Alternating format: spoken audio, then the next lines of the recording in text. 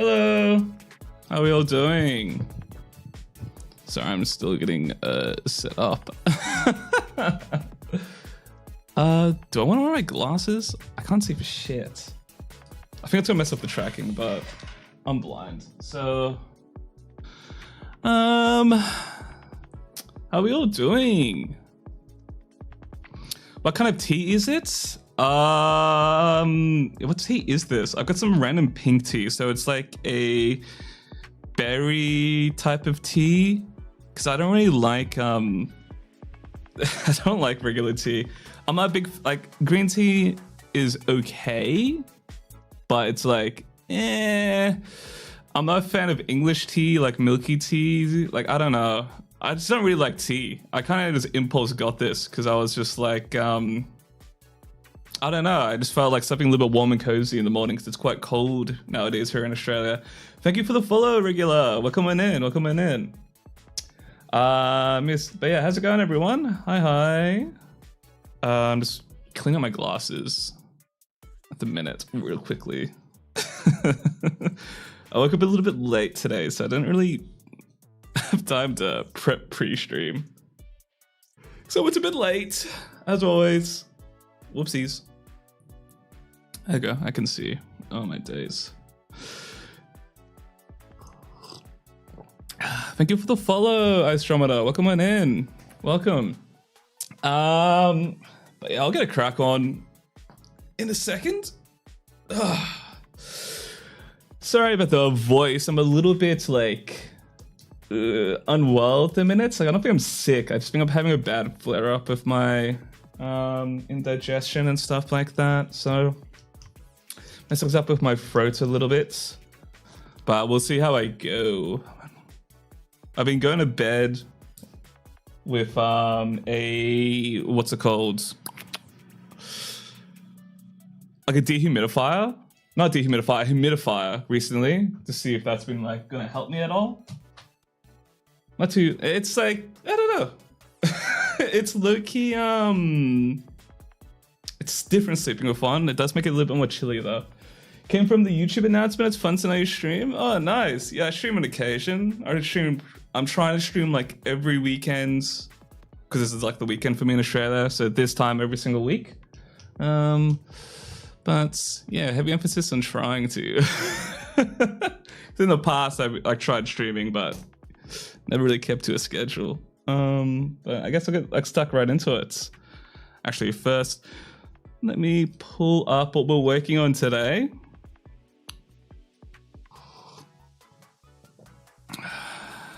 I'm locked in no infinite void.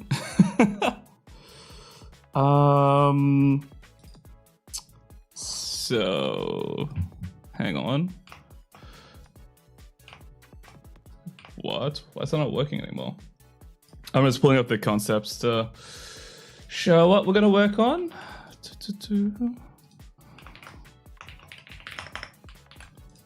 One second. Oh my god. I like how, dude, I know I'm gonna stream every week, but I'm always so unprepared. It's quite bad.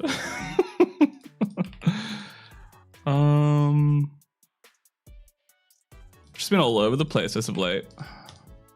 Okay, let's switch screens.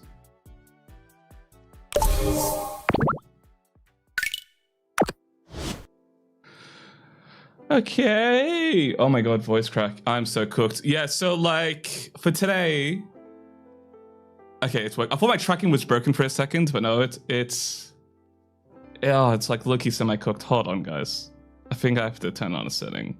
Lamau. Yeah, we're gonna be doing Snuffy model. Like, I really like for a couple of reasons. Like, there are some outfits I thought it'd be fun to make. Hang on, my tracking is scuffed because I have to change the setting. 1 second, guys. How's that? Okay, it's working. Yippee! Yeah, I drew this. Yes, I have, dude. I think that's why I might be drinking. I know for a fact I bought 2 Twinings ones. One was pomegranate and cranberry tea, and another one was like some berry thing. Holy. Oh my god, what did I just do? I actually like change the slider. Okay. I think all my settings stuff is gonna be good. But yeah, so funny thing, I had originally planned to actually let me put some music on. Ooh, it's way too loud, buddy. I was actually planning to do something different. Let me share my normal screen. So it's like actually really funny. I really like fantasy stuff. So I was originally planning to like do some like fantasy stuff. But like I'm really bad at character design. Like I don't really know what I'm doing. So I was like working on this and I was just like, it looks all right, but like I'm not too sure. Like the middle part, it's like I don't really like it too much. So I was just like messing around and I was just like, maybe not this weekend. So I was like toying around with this for like a day or two, making the concept. So I think I like how it looks, but like I have to tweak the design because ideally I would want to eventually. A goal of mine is to do more OC stuff to where low key I make like a fake video game or something like that I just tinker around as like a fun little side project. But like, yeah, I don't know. It's like I feel like the design's okay, but it's still like needs a few tweaks. It's like it was really funny. Like originally, this design had like cat ears on like the like head, but it was looking a little bit it was like losing the vibe and silhouette. Would you go collab with any other artists? Yeah, probably. Like I don't like I don't really collab with people that much, but yeah, I'd probably be down to eventually. I'm just like a very shy person, I think. So yeah, I was like working on this and I was just like, maybe not the fantasy stuff at the minute, but I love fantasy stuff like a lot, specifically like in games. Like I'm not like a big fan of like fantasy TV shows and stuff like that, low key. Like I wasn't a massive fan of I didn't fuck with Game of Thrones. I watched the first ep and I was like, this is like too long, not for me, which I'm happy about because it was like, whoa, that ending was bad, bro. Oh man. And this project done, so I'm following along. Yeah, so I think today, like, we'll get quite a lot. Because I wanted to do a short project as well, to where I was like, oh my god, I finally have free time. Because I've been working on a big project at the minute. And that's like towards the end almost. So I was like, I just want to model something because I haven't like done any modeling in a while. For the past like 2 weeks, I've been in the gulag, like setting up VR chat stuff. It's been like a lot of technical stuff and rigging. Oh my god, my stomach. Have you seen the Suslu model on Twitter, Forts? Maybe. That name looks familiar. Let me check. Hold on.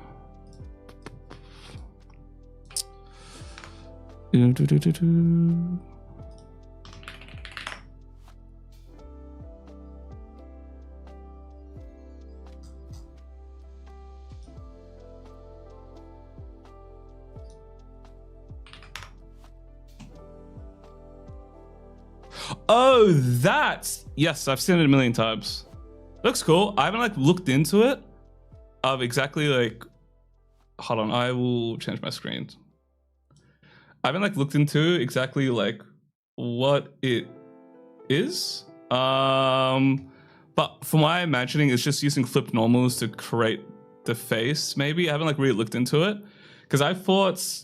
So for this guy... I am probably going to do big updates eventually. Hello, John Keyframe. Hey, it's going hit. So like, what was I going to say? Forts. Yeah, so I was like planning to do a more detailed like face thing to where it's like more 2D face rig, but I'm planning to like have... So like currently my face plane is in front of my face, but I'm planning to like put it in with like flipped normals and stuff like that. Just so I can like shift it around, but I have to do like a bunch of like experimenting and stuff like that. Sorry, I've missed a few messages because I'm quite bad at this streaming stuff. just started leaning into more of a humanoid PC style instead of a cartoon style. Nice, nice. Hey, was the avatar from last stream finished? No, I haven't touched it since last stream. I'm doing a little bit of a detour today. Just wanted to mess out with a little bit of other stuff. And I'm like, this is sort of experimenting with my style, which I'll explain in a second. I gotta update my Snuffy model, whose latest design is one of my faves. The punk one is always the special heart. Yeah, it's so peak. I love all of her designs. They're so good, bro. Yeah, you can play with flip normals. Okay. I want to get the character modeling soon. How do I develop an art style, specifically a distinct one like yours? So like, an art style is oh yeah, by the way, guys, let me know if the music's too loud and stuff like that. And if there's like any bitrate issues, because I don't really know what I'm doing. But okay, so with art style, right? So the way I found my art style, which I still don't think have on, like I'm still figuring it out. Like obviously there's a style, but I still don't exactly know what I want, right? But like it's literally just an amalgamation of everything I like. So it's like whatever hyperfixations I have, I try like slam that into the style. So the stuff that I really like is I really like shape design. So when there's like it's really hard to explain without sounding like I'm like mentally ill, but like I don't know, like I like really large contrasting like shapes and stuff like that, and like exaggerated proportions and whatnot. So I try to put that in some of it, but I don't think I do like the best. It's something I need to work on. But it's like what I did was like on my Twitter, in my bookmarks, it's literally just a collection of like cool art I like. So I just bookmark it and stuff like that, and I have like a pure ref like file with all of my favorite art that I always look at as like inspiration and stuff like that. So I think like developing a style is just, you know, finding what you like and just extracting from that. Like you could like look at my style and be like, oh, I really like his pixelated textures or stylized proportions, and just taking that on board with yours. Because to develop an art style, it's just a mix of everything the artist likes, sort of thing. Yeah, Crow Country, that game is elite. I bought it, I think ages ago, but I haven't played it yet. I have to play it. My Steam is like infinite games, but like no games type of thing. But yeah, it's just like, you know, a lot of exploring, looking at art and just figuring out like what you like about it and stuff like that. Because I still don't really know like what my style is even. Like I was like, so the reason I'm doing this model in particular, oh my god, this is like kind of low-key embarrassing me saying this.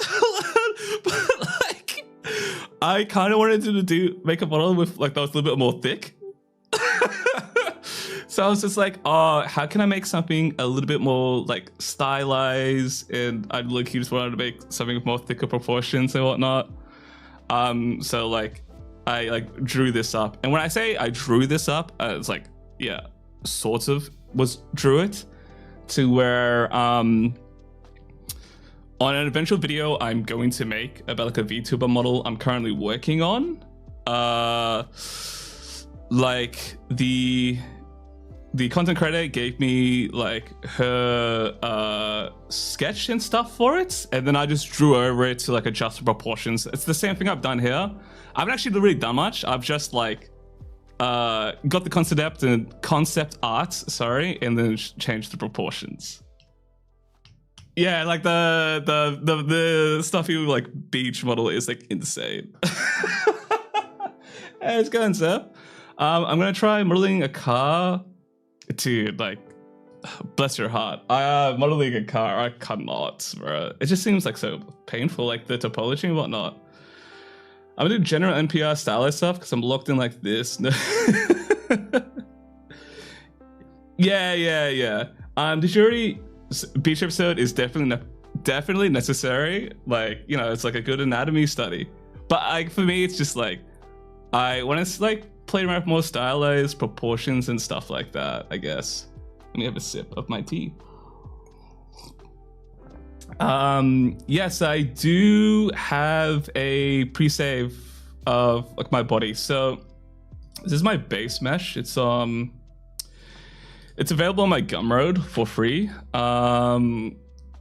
So where I use this as a base for every project, I tear into it. So like for this one, because the proportions are quite different, I'm gonna probably split this model apart and just really rip into it. But I use this as the base for everything now. And I have like a flat version and then like a chesty version here. That's like both available in Gumroad. I still want to get into 3D modeling so I can make an art toy. Yeah, I think I initially got into 3D modeling, so I was like, oh, I want to buy like a 3D printer. Then I just never bought one. Bro's heads were tweaking. Yeah, like my I gotta fix my tracking. Like I have like a webcam, but it's like I think way too close. So I'll be tweaking a lot. I've seen a lot of people be using it on Twitter lately. Yeah, dude, it's crazy. Like I was like, oh my god, people actually use this. It's so cool. So it's like, dude, I don't know. It's very weird seeing like my bubble elsewhere, besides my own bubble. But your art style is sick. Thank you. Not gonna lie, I downloaded your model and couldn't understand how to add on to it. My only 3D modeling experience was Crash's course so far. Well. Oh, did I voice crack there? I can't really tell. Well, I'll show you how to use it. So like when you're using a base mesh, right? Well, this is how I treat mine. Other people might be different, but like with like low poly stuff, I quite like, I rip into this. So like a lot of times, like I will split and mess stuff up. Like in this base mesh, if I like pull this up, I have it all like UV'd, unwrapped and stuff like that. But like, to be honest, I use this like only half the time. I like redo my UVs quite a lot. I kind of just did this for like fun. But like, I'm gonna tear into the model to where like, I don't really care about the topology, the UVs, because I'm just using this as a base block. And I'll show you what I mean by that. So the first thing, I think this is a good example because the proportions, as you can see, are quite different. Because I think my base mesh is 6 heads tall, but this concept is like 5. So let's get stuck into it. I think the first thing I'm going to do is just start splitting up the mesh. So let me have a think how I want to exactly do this. I would pay for a video on how you do UV unwrapping. Well, hopefully I'll get to that today. I think I probably will, because I think I might do the hair on stream today, or might not. we'll see. Okay, but like first, let's get into splitting stuff up. So there's a few ways to do this. I could like split things up and then just push and pull. How do you edit your videos? They look so cool. I use After Effects for all the motion graphics, and then I use Premiere Pro to like do the actual edit. Is a tutorial planned in the future? Yeah, I have the next video. It's going to potentially, like I've written out the scripts. I just have to do the editings and filming. It's going to be like a tutorial on how to like model, how to make this in particular. So it's turned out to be a bigger video than I expected, but like, that is the plan. Can we get the head from scratch? Yeah, well, like I'll be covering it in the video, but the head is legit like a sphere. It's hard to tell because of like I've made cuts and stuff, but it's just a glorified like sphere. I've just made some cuts into the model to add extra loops. Like this is an extra cut here. Obviously the eyes are like, I've insetted the eyes to extrude inwards, but like it's literally just a sphere. So it's nothing too special because I'm just getting the shape. But yeah, okay. So I'm just trying to think the best way to do this. So I'm not gonna actually split up the mesh, I don't think, just yet. Let's just try push and pull and see how far we can get by doing that. So I'm just gonna start dissolving edges since like she's much more shorter. fact, let's make it a bit smaller as well. But you can see like I'm being like really rough because I just don't really care at the minute, because this is all things to where like, you know, I will like fix later, I suppose. So she looks quite like scuffed right now. Is there a place where I'll be able to send you a model or anything just like that? I don't have like a Discord yet, if that's what you're asking. I haven't really bothered to set one up just because like I have to figure out moderation and stuff like that. So I just haven't really like looked into too much yet, but I think eventually I'll open up a Discord. Because I'm very conscious that I think majority of my viewer base are from America. I am an Australian, so like the time zones are a bit hard for me. So I have to figure out like moderation and stuff like that when I'm like offline or at work and whatnot. But I do plan to do it eventually. I'm still sort of figuring stuff out, I guess. Never make a Discord, bro, please. Yeah, like I'm kind of like hesitant on doing it. I don't really know if I want to, because I just don't really use Discord as well. Like yeah, I use it to talk with my like mates and play games, but like it just seems like there's so much to manage, and I'd want to make it so it's like a nice community and stuff like that. But I just don't think I have enough time to set that up. I did it with the West Pacific Live. I only do if you use Discord a lot. Yeah, I think I might instead like do like a Patreon thing, maybe. But like, yeah, it's just that thing where I just don't really like use it too often. I only ever used it. Yeah, I've heard that from a lot of other creators, to where I've thought about it. I'm just like, I'm not too sure, because I literally just don't use like Discord. I use it to play games with my IRL mates, but like that's about it really. I'm quite a quiet person. Yeah, that's why I thought I was doing Patreon, because it's just like there's less chance for bad actors and stuff like that, because like I can't be really asked like doing too much moderation stuff really. So I'm very much like down to help out people when I can and when I'm available to. In the past, I was like more open to helping people out, but I think like nowadays it's like I'm really struggling for my free time, guys. It's so bad though. Like I'm trying to min-max like all my free time to where I'm like forgetting to like take breaks. So I'm like, oh my god, I have to work on like the new video, or like I have to work on a project. I'm just like, no, like you can chill out. You can chill out occasionally, man. I was going to set up Smited from Discord. The Australian, dude, it's so bad. Like I just hate getting groceries. Every time I'm like buying something, I'm just like, oh my god, this is like cooked. What are you making today? I am making a Snuffy model, doing her summer outfit. Dude, mincemeat is so expensive. Every time I go like buy like lean beef mince, I'm like, oh my god, this is so like, this is fried. Like, oh, just every time I go to the groceries and I just buy like chicken thighs and stuff like that, I was like, no, dude, it's just so cooked. Like when I go out to eat as well, I'm just like, I'm shocked at the prices of just like drinks and stuff like that. I'm like, oh my god, I'm paying how much for a bottle of Coke? What are we doing?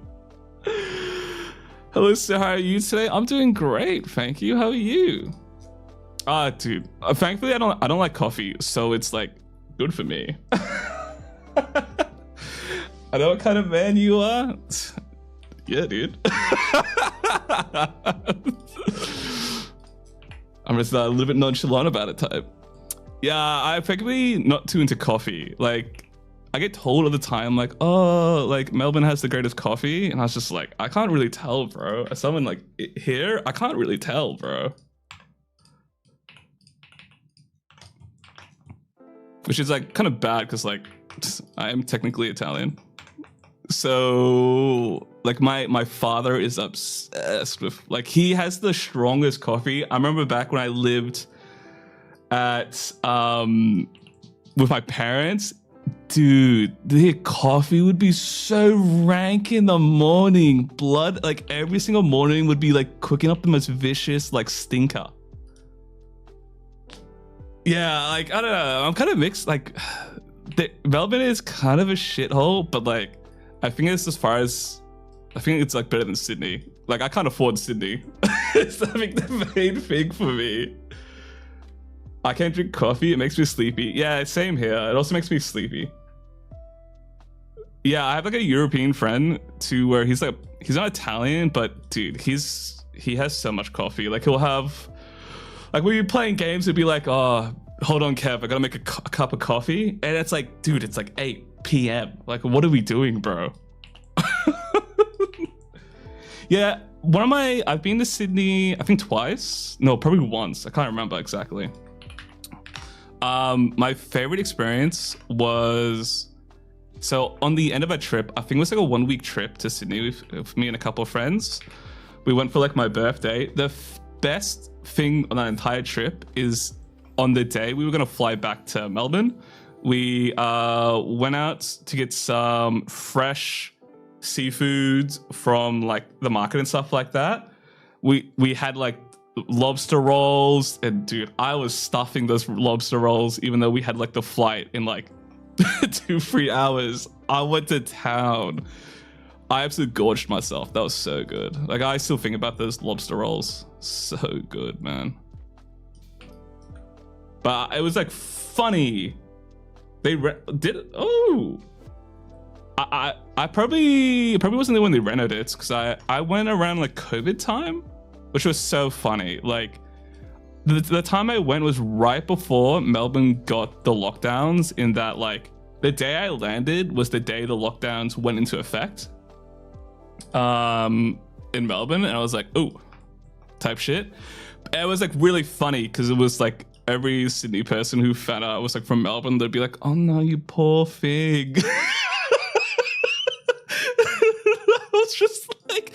I was just laughing in my head because I'm like, it doesn't really affect me. I just work from home. If anything, it's good for me because I don't have to go outside. It's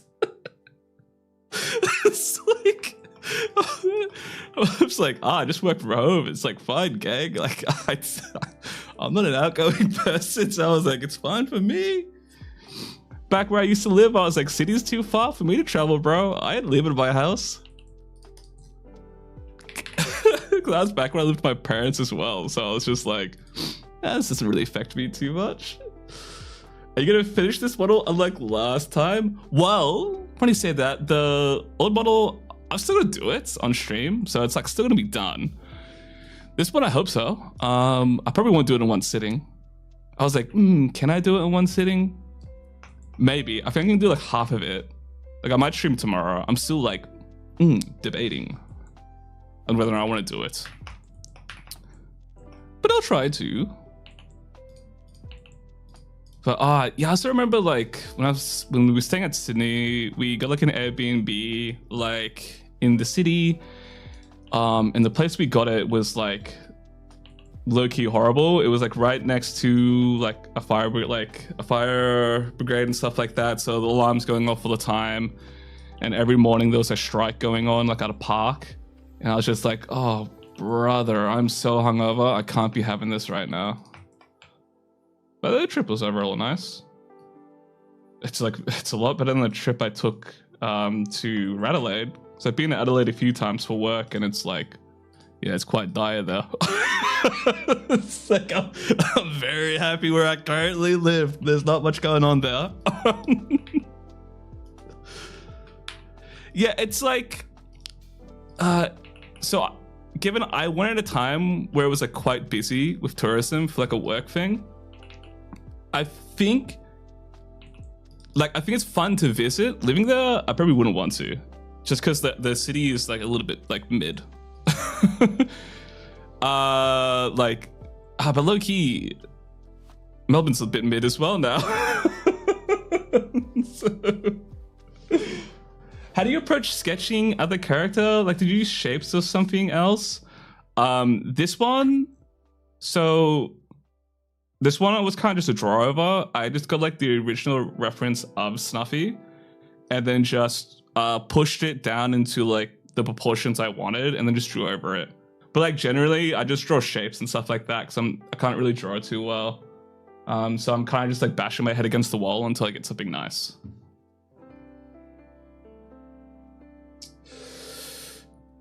The Add and the Live just played at the same time.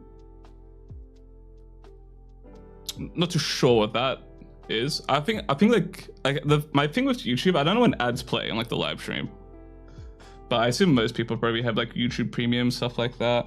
Yeah, once you vend at AVCon, it's a bit quiet. Yeah, it's like interesting. Like, I do like the city structure, how everything's pretty close by because it's kind of a small city.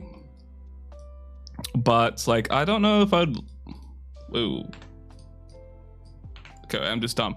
I don't know if I would want to live in Adelaide. I think because just there's not enough in the city. I love turning Aussie stream and turning convos into a city tier list. Like, I'd probably, I don't know.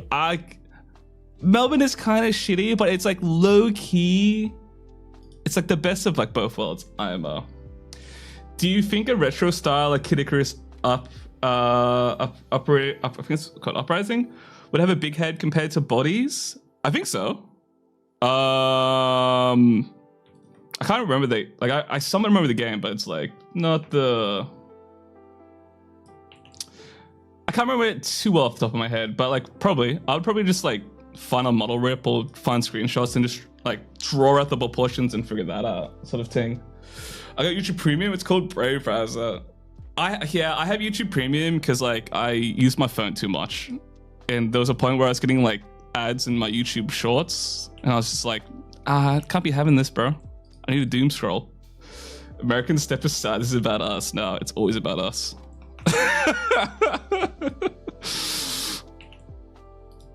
Dude, I remember like I think it was a stream or two ago, I was like talking about like Americans like KFC.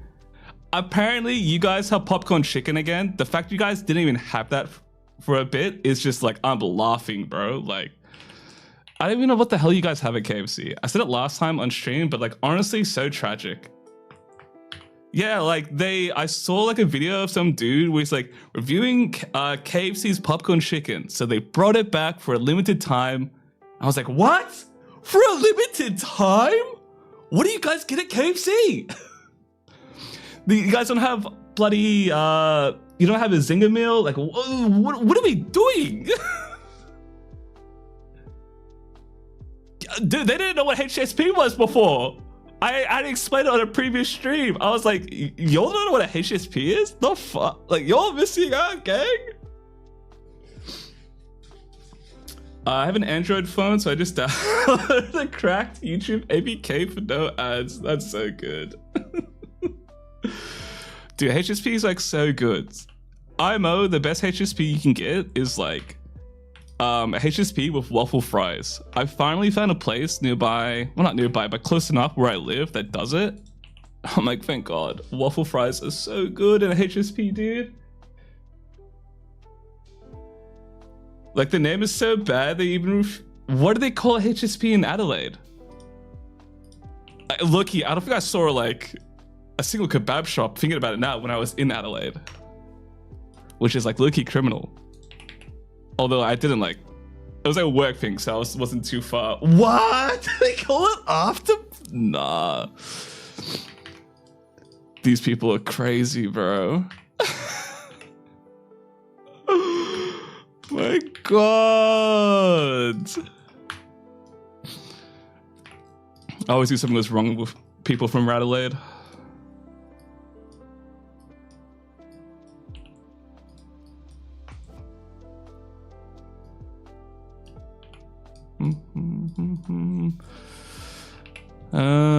Okay, so let's push this into place.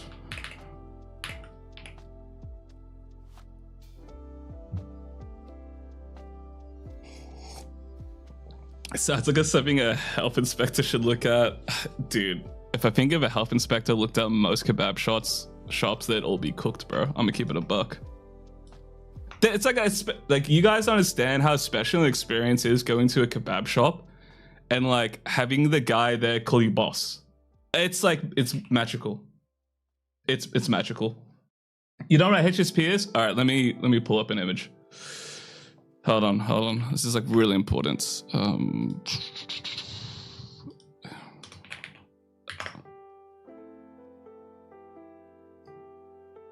Let me find an image that won't scare people.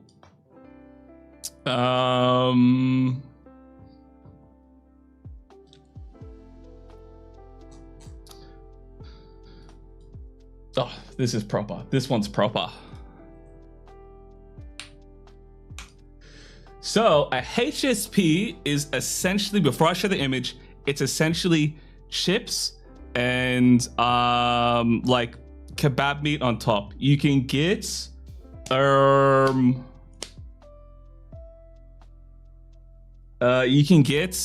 either like lamb, chicken, or like mixed, right? I personally prefer lamb because I'm a bit rotund and fat, so I really like it being fatty. You get like cheese and sauce. So this is it. This is a HSP. It's absolutely gangbuster. So this has, I think it's mixed. So there's chips on the bottom. You put like meat on top, and then you spread it with like garlic sauce, a barbecue, like sweet and sour sauce. It is absolutely gangbusters. If you're out on a night drinking, it's so good. Getting late at night, it is like, dude, it's like the fact that you guys don't have it in the States. Like I think you guys have something similar-ish, but like this is like so good. It like, yeah, it looks like gross until it's like midnight and you have like an hour and a half until like your PT and stuff like that. Like public transport comes. Like it's good, and you get cheese. Dude, it's so good. Like you gotta get a cheese.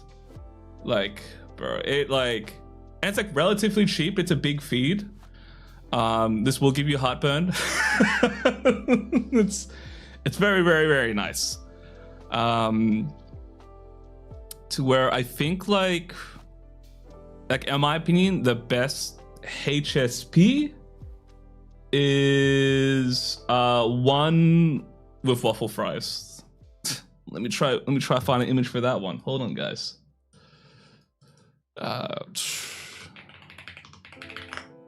Cause like I think with HSP, you want it to be nice and crispy just enough, and I feel like waffle fries have a low-key immaculate crisp tolerance. I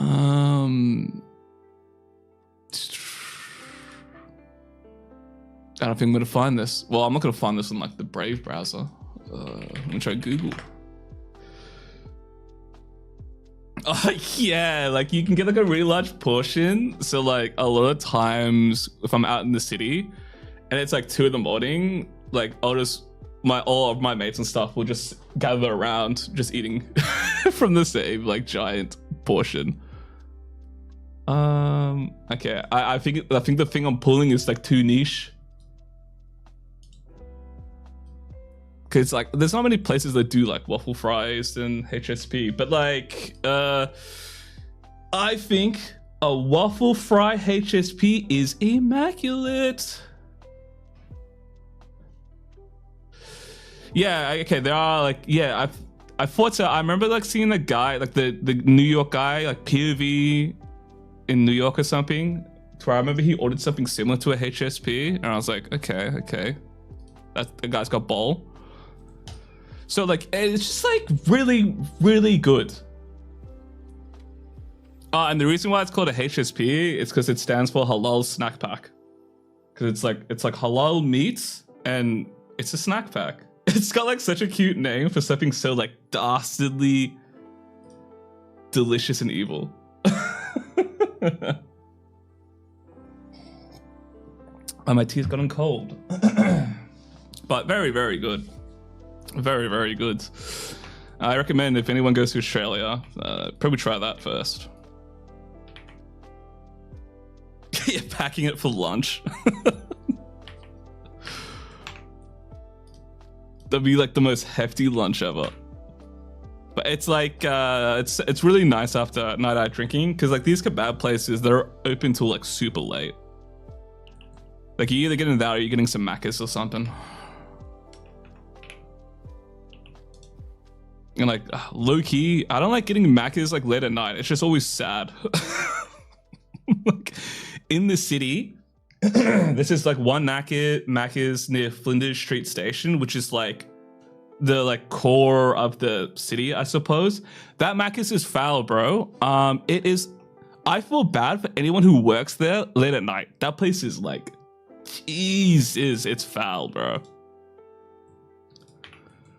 I remember I was there like with some mates after one night, and some dude just like straight gacked it on the stairs. I was like, nah, bro, what are we doing? Come on.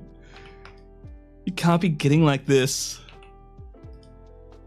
And after that, I was just like, I think I just get a kebab from now on. Yeah, HSP always beats Slopdonald's.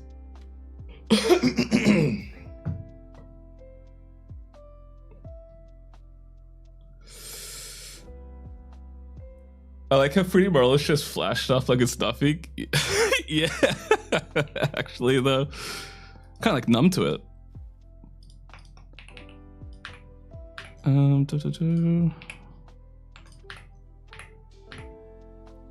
let's adjust this.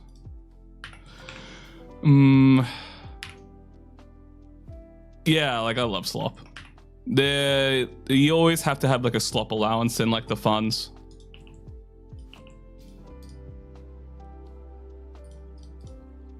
Yeah, okay, HJ's, I do think it's better than Macca's, but like it's not in my tax bracket. HJ's, I think, is like really good, but it's just expensive. For those who don't know, HJ's is Burger King.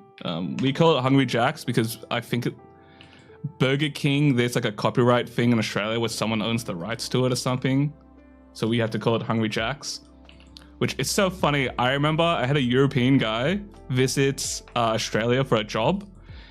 And I was just working with him, and the entire time he couldn't get over the fact that HJ's is called like Hungry Jack's instead of Burger King. He was like giggling about it for the whole like week I was working with him. I was just like, dude, we're not that Mickey Mouse here. Come on.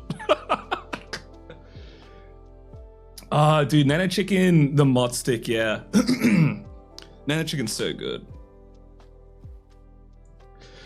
He was just the entire time was just like I forgot where exactly he was from, but the entire time was just like, nah, you Australians are like the funniest like thing ever. He was just giggling over it non-stop. I was like, it's not that goofy. But I do like think Hungry Jack's is better than McDonald's, but it's like it's so much more expensive. But like fast food's kind of expensive in Australia anyway. Like I only get KFC if they have like a banging offer like on the app. Otherwise, it's like not happening. All right, see at this point, Mickey D's and like old slop food is just a pleasant childhood memory food for me. Yeah, it's that's all different. Feel free to script the question, but what job you got? I work as a motion designer, so it's just a funny way to say animator. Because I don't really design anything. So yeah, it's sort of a, I guess, creative job. I do a lot of like animation and stuff like that. A lot of 3D motion design, I suppose. It's very different from what I do in here, to where a lot of the stuff I do is like somewhat more realistic rendering. I don't really do much stylized stuff at work, and I do occasionally do some 2D motion graphics, but it's just all stuff in After Effects, really. Yeah, stuff like for ads and stuff like that. I've done a couple of like I can't really say what it is without doxing myself, but I've done a couple of cool projects and stuff like that. Yeah, every time I'm in like a convo with like people who don't really know much about like the creative field, so like normies and stuff like that, I say motion designer and then just like logos and stuff. And I'm like, no, like animation. And then they always will say like Studio Ghibli. And I'm like, no. It's so bad.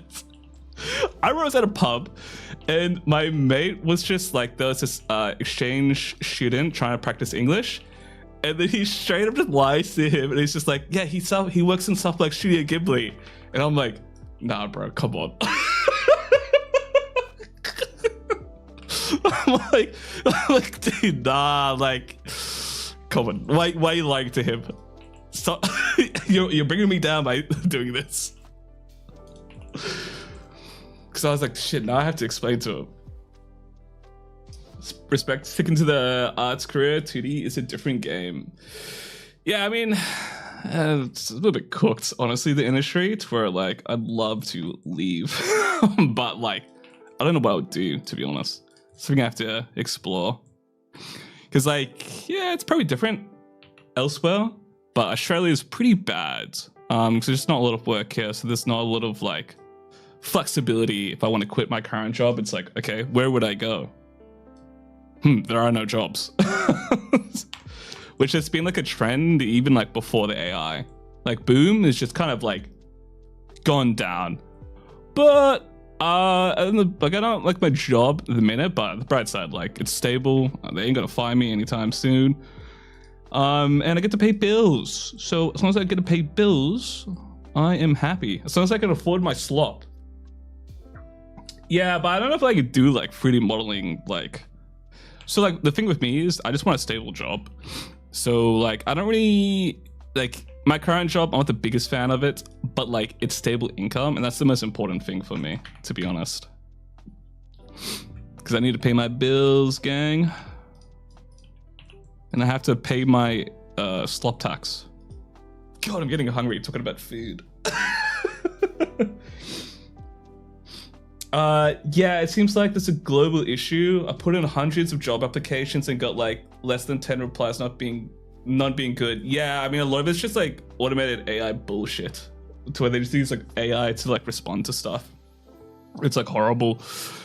Like at least back in the day, when you get ignored, like you would know it would probably be like intentionally so, but now it's just like a lot of it's just AI filtered and stuff like that. Like recruiters are not really doing their job, sort of thing. It's quite disappointing.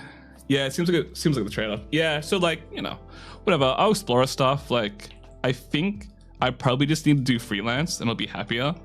But it's just like freelance is scary. It's like unstable income, and then also at like the same time, I'm like, oh, it's kind of like. Like it's just scary to do for like renting and stuff like that, because obviously it's easier to find a place to rent when I have like a stable full-time job, whereas like freelance is a little bit more difficult because you need history and stuff like that. But I think I just need to stop being so scared and just do it. Definitely like goals probably for like next year and stuff like that. Yeah, AI is cooked, bro. I'm doing a paper on AI right now, and the lack of anti-AI articles is crazy. They're like all AI. Dude, it's so bad. Like every time I'm like in a meeting and I hear AI, I literally just want to put a bullet through like my head. It's so like, dude, I can't, bro. It's just like a stupid like company thing to where every single company is like, how can we integrate AI to increase our profits, guys? Because at the end of the day, like, no matter what, it's not that all companies are rotten. It's just like every company wants to make money, so whatever they can, they'll try to. So, like, I'm very much in the belief, like, you know, a company is never your friend unless it's like a small, like, startup company. It's like more homely, but most companies are just like profit, which makes sense. Like, you want to make money and whatnot. How can we fire more people? Exactly. Like they're just trying to cut like and make as much revenue as possible. I think a lot of companies are like nowadays trying to reach the highs they had around COVID. And they're just constantly trying to push to reach back to that. Because they just don't realize like the economy's changed. Well, it's not that they don't realize, they don't care. So it's a little bit cooked in that sense. Like, I think you'll see a massive, well, we're already seeing it with a lot of people in like the games industry and stuff like that being let go. I think it's just going to get worse because they're going to experiment with much AI as they can. Like with Activision, with the Call of Duty banners and stuff like that, it being like more all AI is like, dude, insane, but like expected that they would do that. Unfortunately, I think. It's also that thing where it's like, you know, you gotta vote with your wallet and stuff like that. Shareholders love AI so companies, yeah, well, the thing is, like, shareholders don't really know what AI is. It's just become like a buzz thing, like a little buzzword, because of like low-key like the AI propaganda where everyone's like, oh my god, this can make us so much money. It's just a new trend. I won't be surprised if it like trends down and stuff like that, but like most shareholders are like, they're drooling at their keyboard, like they're quite old and out of touch. That's why they're just shareholders and they don't really have much value besides like money. Even then, I can make sense on why they would choose to use AI, especially after Microsoft and some other companies finding out how much AI is costing them. They're choosing to use AI at the minute because they're getting temporary gains from using it, but they'll eventually see the long-term effects of it and they'll transition out. Because it's very much a bubble. It will burst eventually. So like, yeah, I won't be surprised if you see things change in the next year and stuff like that. But yeah, I'm just praying for it to end. Dude, it just makes, bro, every time I see like AI bros like arguing stuff like that, I'm just like, I can't. I can't. Just please stop, bro. Like, I don't care. I've gotten so sick of like talking about AI at work to where I'm just like, I just let people yap about it, bro. It's so bad for some people because they're so reliant on AI. Like, I know people that for work emails, they have to use AI for everything. And it's just like, dude, are you even like cleaning this stuff up? Brother, you sound like Mr. ChatGPT. Just straight raw dogging like ChatGPT. It's like, dude, at least change it up a little bit. God, it's so bad.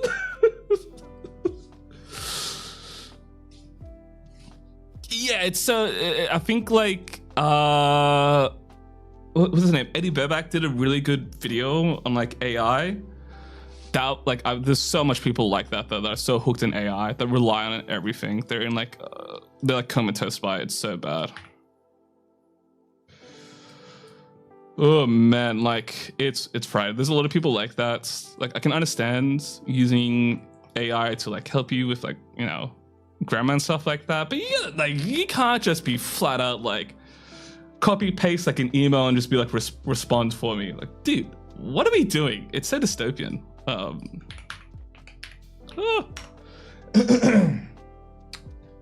Whenever in the reviews of my Steam game sounds like, yeah, every time I browse Reddit and I see like a ChatGPT type message, I'm like, holy. No, it's worse than YouTube Shorts. There's a lot of YouTube Shorts nowadays that are just like low-key just ChatGPT slop. And I'm just like, holy shit. This is like, what am I listening to? It's so obvious as well. It's like hilarious. You got me. I'm here for the beach episode. I'm glad. Okay,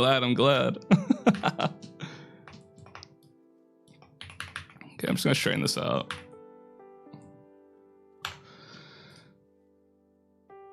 It's, yeah, that like, dude, it's not it, that it's exactly like, it's so bad. It's kind of, okay, so I like to doom scroll Instagram and I also like to doom scroll YouTube Shorts because like low-key it's like different meta.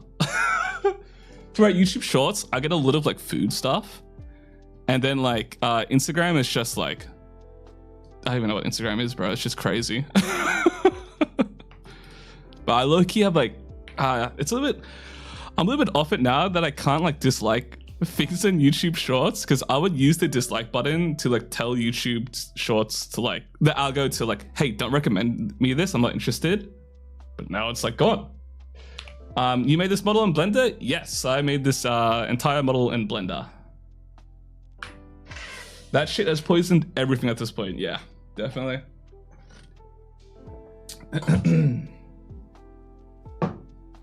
Wait, low-key? I'm gonna light up a scented candle. I have a scented candle by my desk. It calms me.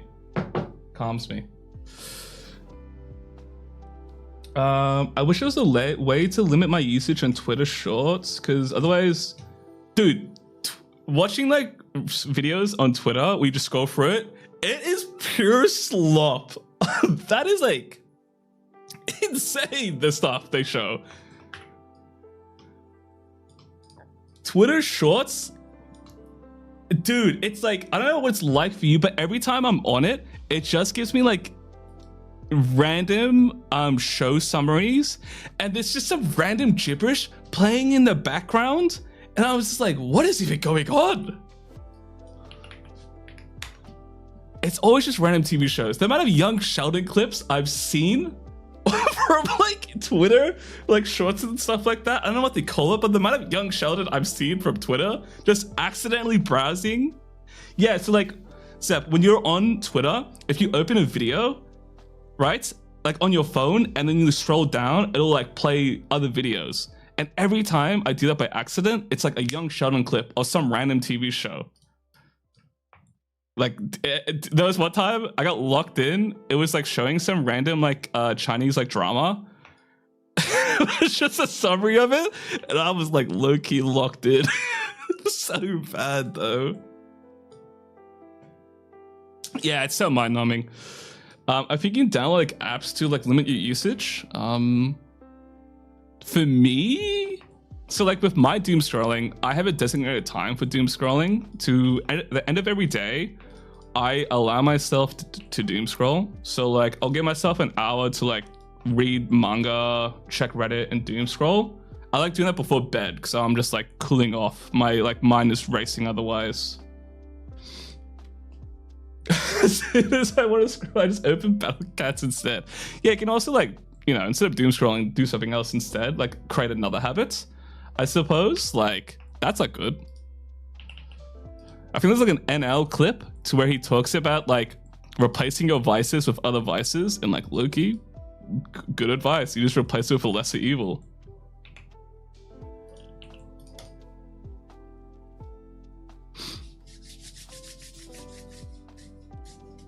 Oh my god, the AI stories in Facebook. I don't have Facebook anymore. Well, like I do, but like I begrudgingly made it so like my mates could like put me in like invites for parties and stuff like that, but I don't really use it.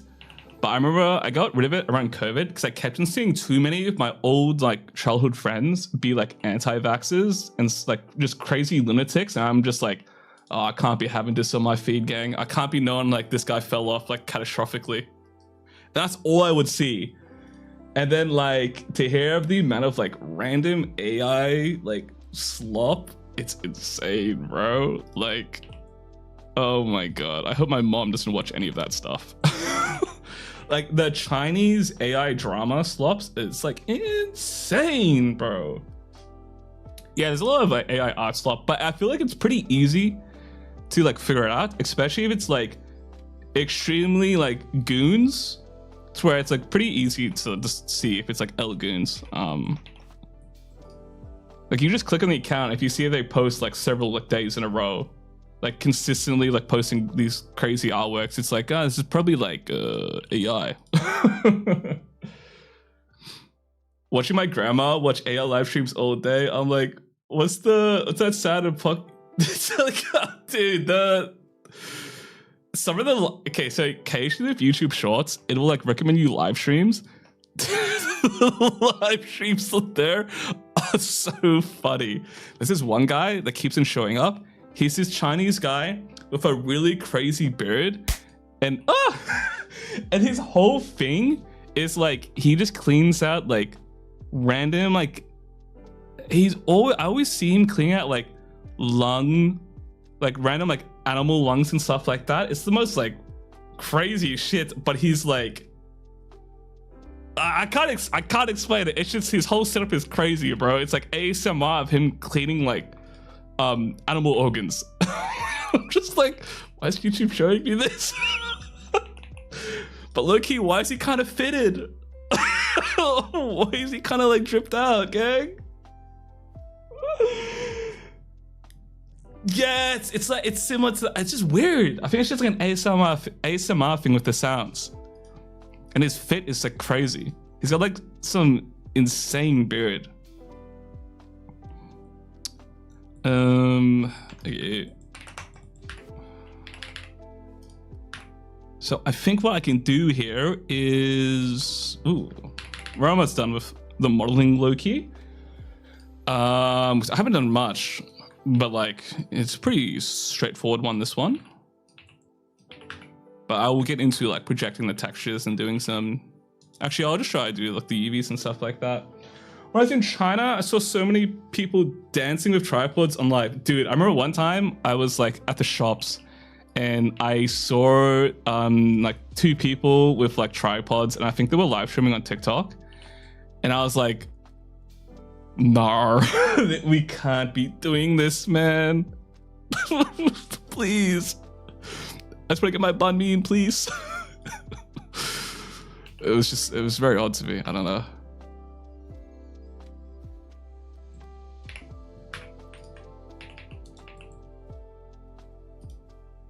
Yeah, it was in Melbourne. It was like a really, it wasn't even like in the city. It was a little bit odd. But they weren't causing too much disturbance, I guess. Like, it's like, whatever. But I just had never like seen it before. I was just like, well, is this like a new experience?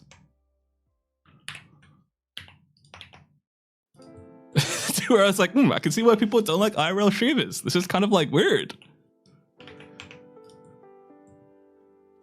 Should I start a little series thingy with 3D? Yeah, of course. Like, if you think it's gonna be fun, hell yeah, you should.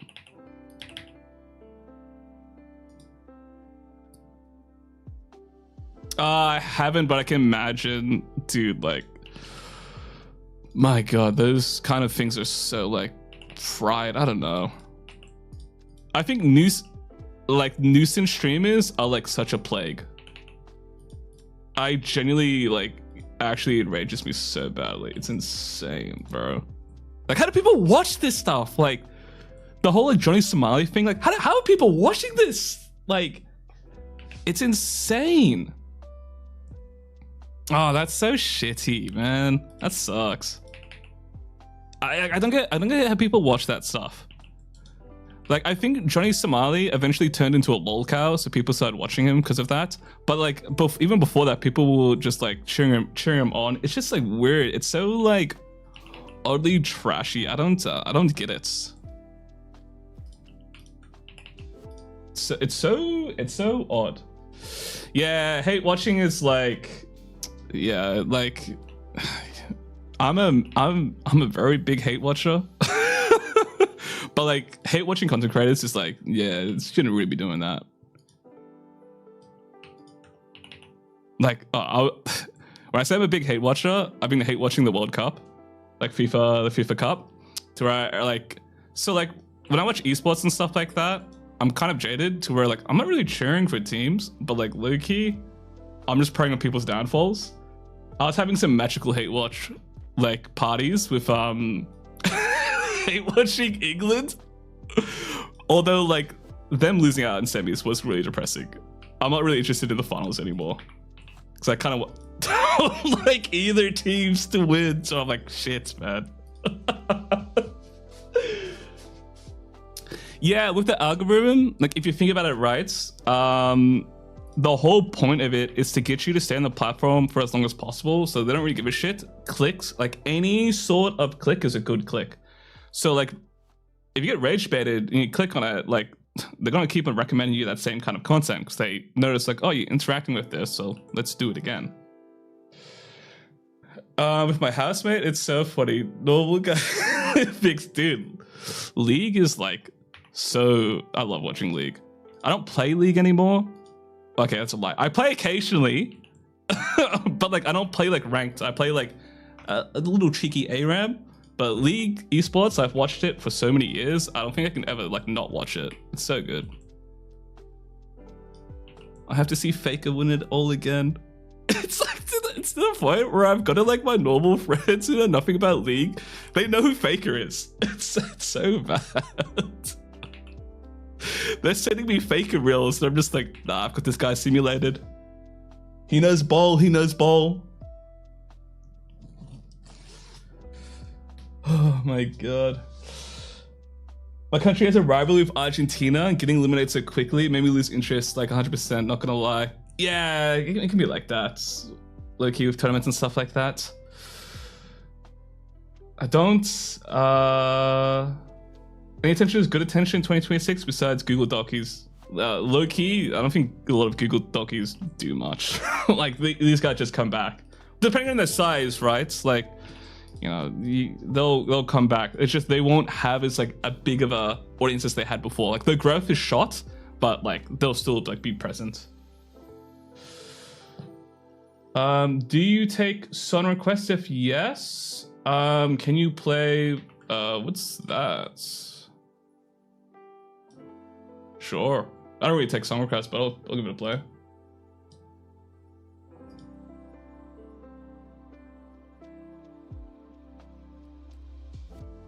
Is that AI art?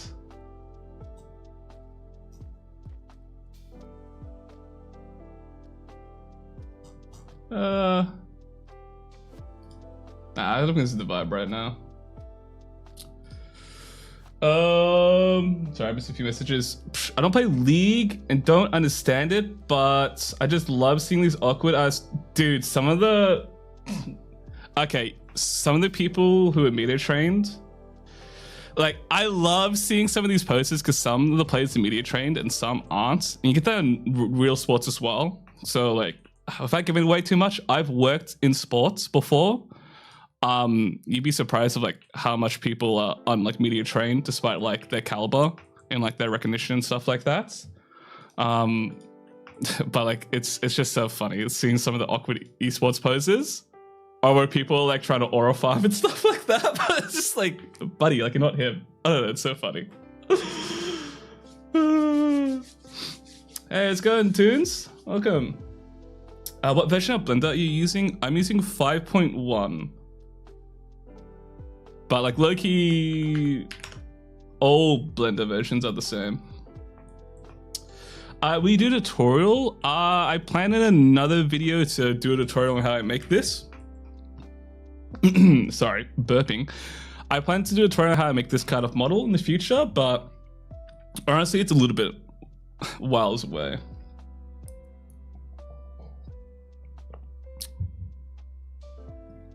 I gave up on trying to model a low poly car, so I'm gonna try and mash my pen into my tablet to make this character base. Nice, nice. Well, as long as you're doing something, yeah.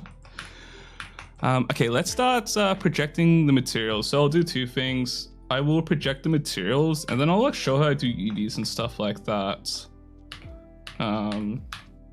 So to do this, I'll make another UV map, call this our placeholder. Nice, I will wait for it. Yeah, I think it'll come out in like, I don't know, a month? Maybe? It's turning out to be a little bit longer of a video than I expected. But it'll come out eventually. Okay, this is like way too much lyrics. I need something else. Let's go Final Fantasy OST. Ooh, best of. Oh, that's too much motion. Actually, let's just go back to Kingdom Hearts OST. Ooh. Are you working at a VTuber? Well, yeah, this is a VTuber. I'm just doing some fan art of the VTuber Snuffy, of one of her summer outfits. Ooh, simple and clean, chills.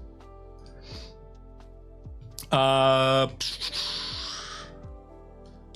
sorry, I missed a lot of messages. I tried modeling it, but I think it's just better for me to stick to animating. It did not turn out well. Well, you think about it this way, like, I think of art in general, everything, when you first try something, everything's always gonna look shitty, but the most important thing is like pushing past like that, because, you know, every sort of failure is not really a failure, it's more of a like, a learning.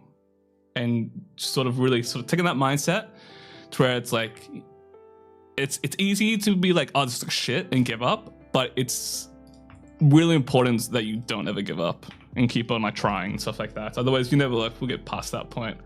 Like I sucked horrendously when I first like started doing 3D stuff. I had no idea what was going on, but it just takes like mileage, time, and practice, sort of thing. Gotta be real, I thought you were gonna say it was gonna come out in 2027. Nah, it'll come out in like a month or two. It's just it turned out to be a little bit more of a complex video than I initially anticipated. And I'm still trying to figure out how I want to do tutorials and stuff like that.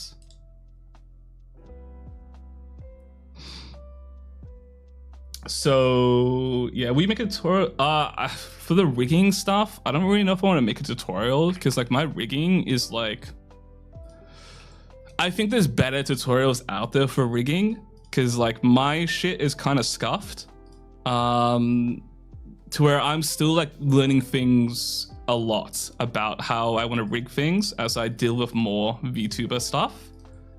Because like when I rig stuff, I just do whatever like works. So I'm not always doing it like the best way because I'm just like getting out of render. But maybe in the future, at the minute, no current plans to, because I feel like I have to study for a little bit. And I also feel like there's just better content creators out there that do it better. Like P2 Design, I think his name is, has a really good series on it. I learned a lot from him. His course is very good as well. Would recommend that for people looking into rigging. What's it doing?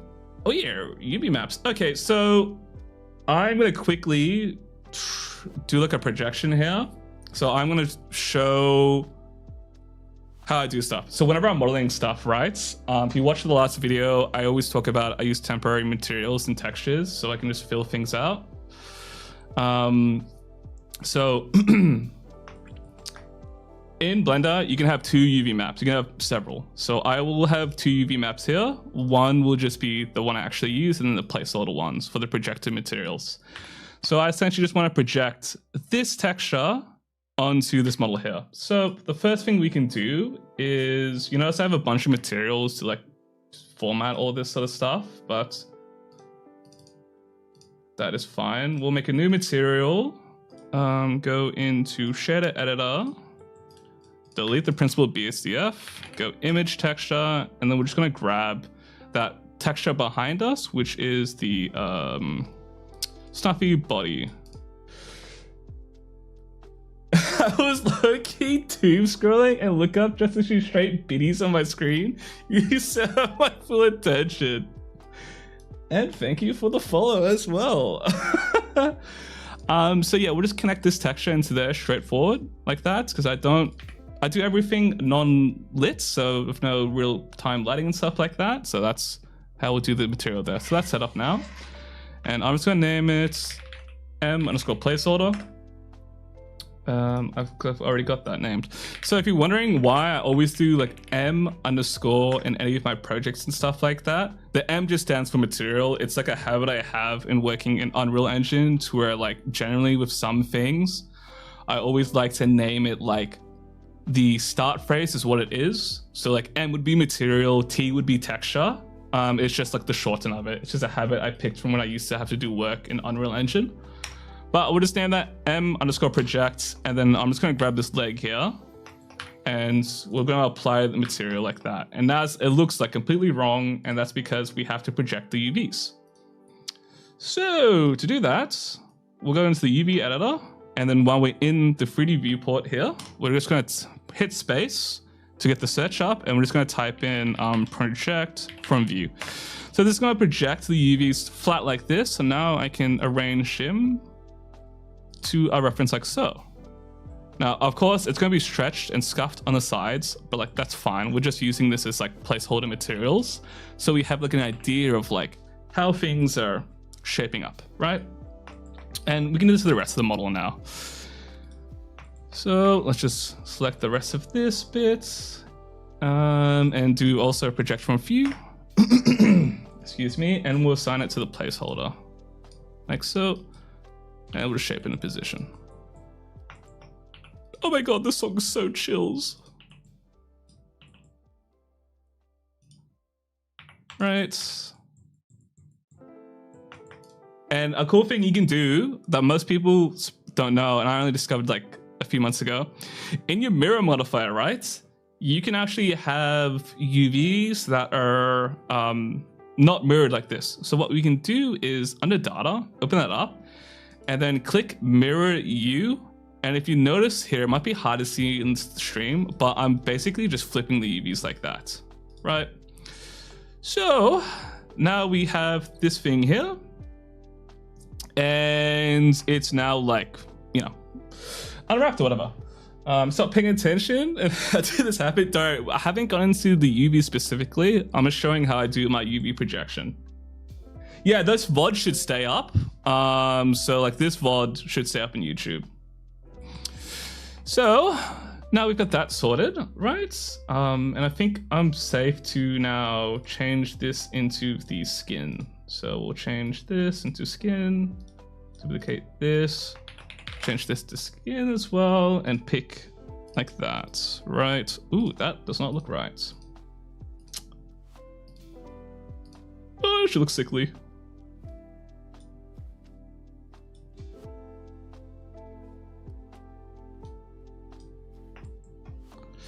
Spots are, don't worry, I haven't gotten exactly into the UVs yet. I'm just like projecting the textures on. Right. Stream when I do some 3D. I'm gonna go draw some mana. Bye. Have a great stream. No worries. Thank you for stopping by. Hope you have a great rest of your day. Anyone else's stream choppy? Or is that just my Wi-Fi? Jenny can't tell. If things are choppy, let me know, guys, because I might have to check some settings on my OBS.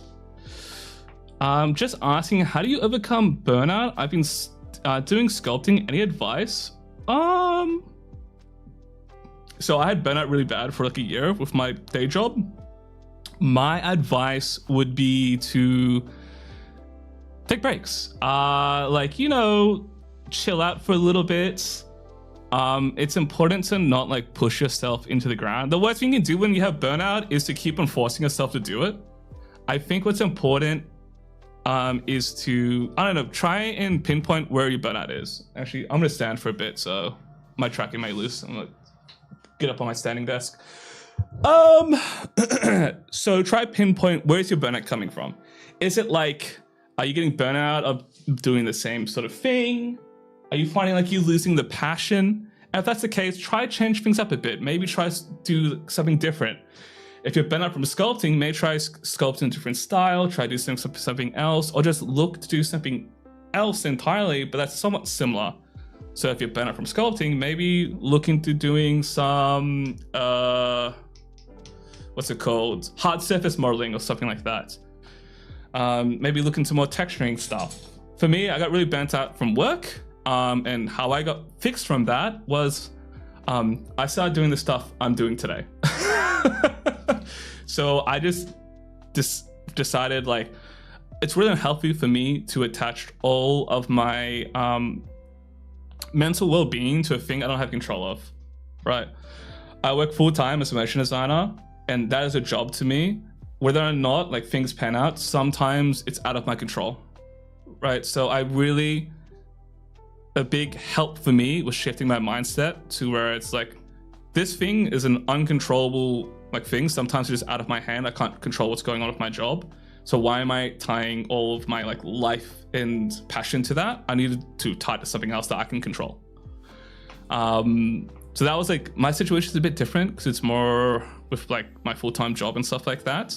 But I would recommend experimenting and trying just other things. You know, it can be very easy to get burnt out from doing the same thing over and over and over. For example, even I get burnt out on doing some of this stuff here, to where I fix that by experimenting, doing other stuff. To where like a lot of the stuff, I guess, technical wise, I learned a lot about rigging, doing more animation, stuff like that, because I don't do character animation at work. I'm really bad at it, so that's been something I've been toying around with. It's just like the variety is life, you know, just try to incorporate more of that into it.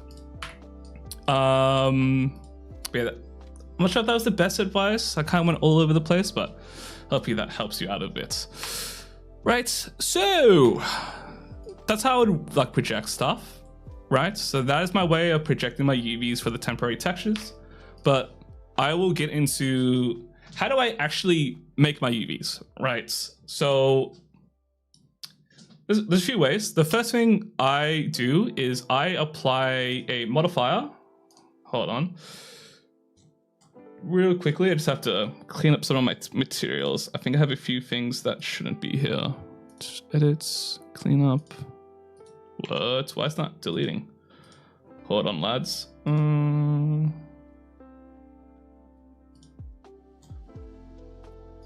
It's because do they have modifiers? Ah, cheeky bastard.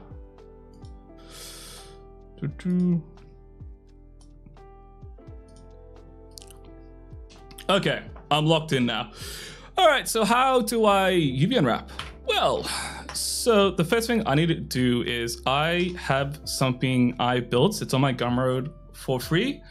It's called, I think it's called UV Seam Checker on Gumroad. Actually, I can pull it up.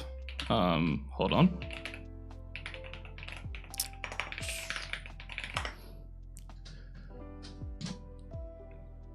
Boom, found it. So, add by the way, but it's free. So I have something on my Gumroad called UV Checker Low Res. It's free. Just click 0 here and then add to cart. Right? It is just a Blender library to where all it is just this UV texture. But this is really vital for me when I'm doing my UVs, because I do low res pixelated stuff and I want them to be pixel perfect. There's a few reasons why I want my things to be pixel perfect. Reason A, it makes doing the seams much easier. Reason 2, when you're painting in 3D apps, they will work much, much better if you have pixel perfect seams. Especially when you're, just pixel perfect UVs, especially when you're painting on things that are, quite small. So once you have like that installed, I have a little tutorial video with that. You'll then gain access to the library, and there's a few ways you can use it. One way is like, you can use it in the asset browser where it should be under Keyframe Chef, right? So then you can just drag and pull these in. My preferred way is to like literally just type it in. So I will just type in 256 because I have several grids. I have 256, 526, and I think 128. But the primary texture size I use for about 70% of the stuff I do is 256 by 256. The reason for that is like, it's the best medium. When I do 526 by 526, it's only because the model has extra details like toggles, like if it has a jacket, I need to turn on and off. I need the extra texture resolution, so then I'll add that to it. But for the most part, I stick to 256. So we'll apply that, and you'll see it's applied a geometry node setup to where all this is doing is it's forcibly changing the texture to this UV thing. Right, so let's move back to our UV map. Okay, so as you can see, because we were pushing and pulling our model around, things are quite cooked. Right, so if I go into the UV here, things are quite stretched and a little bit fried. So what I'm gonna do, I guess first, I'll show you how I make the seams and stuff like that. Because this is demonstration, I'm just gonna make a new save file and just call this UVs, because I'm not gonna like use whatever I do here. But so like normally, right, you wouldn't have any seams. So let's just like go from scratch. So let's clear the seams. And I'll show you how I would UV unwrap just like the body, arms, and stuff like that. And then for the hand, I won't do it on stream, because it's like I've already done it and it's quite complex, but I'll like talk about how I did it in the final model. But okay, so you would have a model here, right? When you're placing your seams, yeah, that's what I use it for. It's literally just to determine like there's two things. It's like the resolution of the UVs I have, because it's determined, these are like pixels, right? And then it's also used to determine of like where my seams are.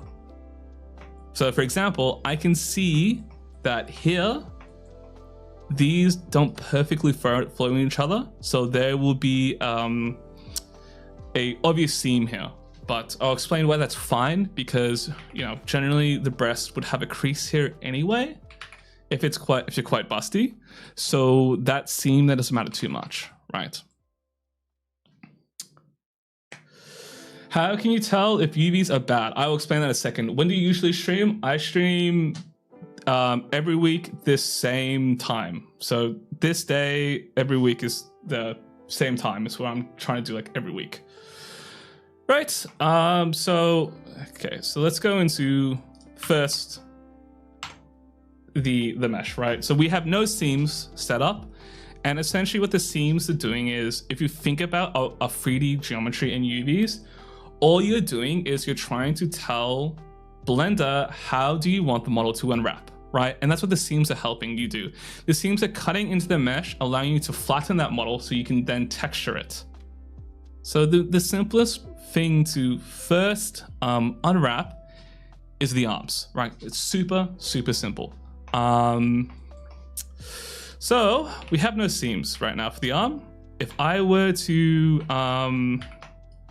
grab this, and if I were just to unwrap, what would happen? It would look like dog shit. It would look like this, right? And the reason for this is because Blender can't unwrap this into a 2D layout because there's no cuts into it. So it's going to do awful. So I need to place a seam. The best place to place a seam is, first of all, actually let's just remove all the UVs so I can just show you, right? So first of all, I need to put a seam at where the wrist is, right? So we're gonna mark the edge loops here, and then I'm hitting Control E to bring up this window, and I'm just gonna mark seam, right? And then I need to do it where the shoulder connects as well.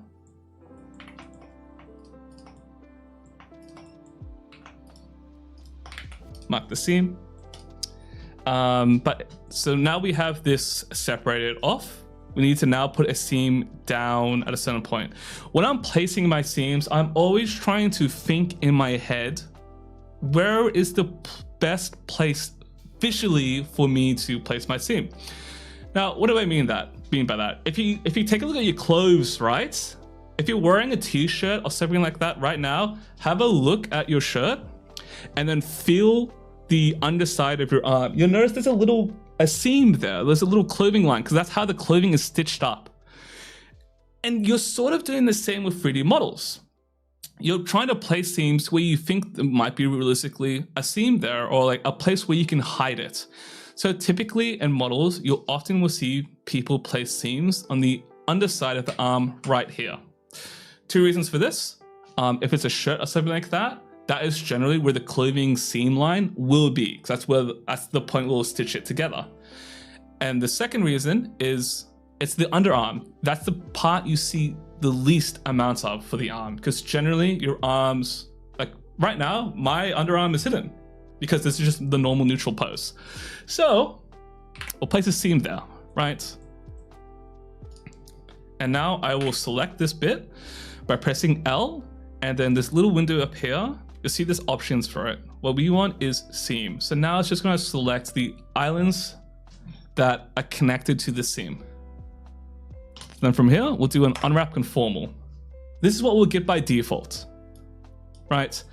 And you'll notice if you've seen any of my models, I square everything up and I try to make them pixel perfect. Partly because like I'm a little bit ill in the head and I like doing that, but there are also some benefits to doing it as well.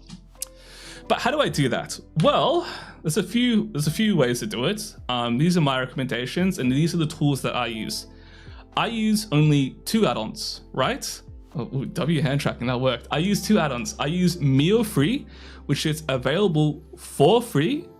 If you just Google Mio Free Blender add-on, there should be like an official, like on the Blender add-ons page, it should be there for you to then just drag and drop in. I really, really recommend this plugin. It's my favorite all-rounder UV plugin. It's got a bunch of great tools, but I primarily just use a few things, and I will explain how I use them exactly. And the second and probably the most important one that I use is something called UV Squares. So what UV Squares essentially does is, this is the add-on I use to put everything in a grid. Mio Free also has this in the Gridify and Rectify, but I find the results from this to be a little bit mixed. I like Rectify a lot, that works quite well, but Gridify fumbles the bag when it comes to triangles. And that's just because it's a little bit hard to sort of program in that sense. But UV squares work a little bit better. Do you have a Discord? No, I don't have a public Discord server currently, or even private one. So with the UV squares, the way this works is it still doesn't work the most, it doesn't work the greatest still when there are triangles involved, right? But for me, I find it to be the most predictable. So the first thing I will do is use UV squares to get the base layout. So I'm gonna click on to grid by shape. Oh, and by the way, UV squares is a plugin and add-on that you can get through, just Google Blender UV squares, you'll probably find it. I think it's available for free on their GitHub. Otherwise, you can purchase it to support the developer. I would recommend purchasing it. It's quite cheap, and I always recommend supporting your developers and stuff like that. Because I use this quite a lot. It's one of my favorite plugins. I've used it for many years.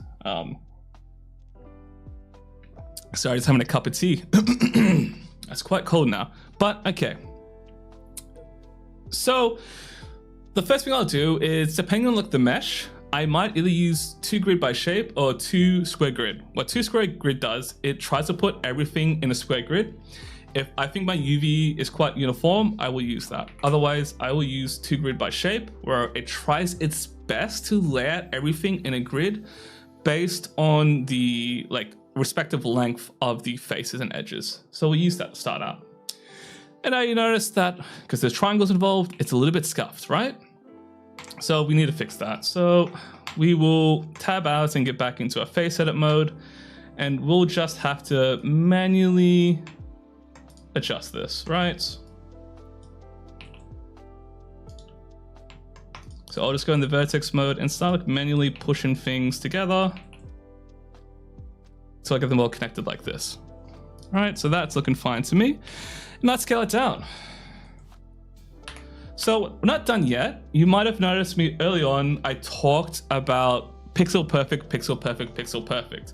This currently is not pixel perfect. The reason why is because I need these all to snap perfectly on a pixel. There's a few reasons why I do this. Reason A, as I mentioned before, 3D apps just work better when it's pixel perfect, especially when it's low res.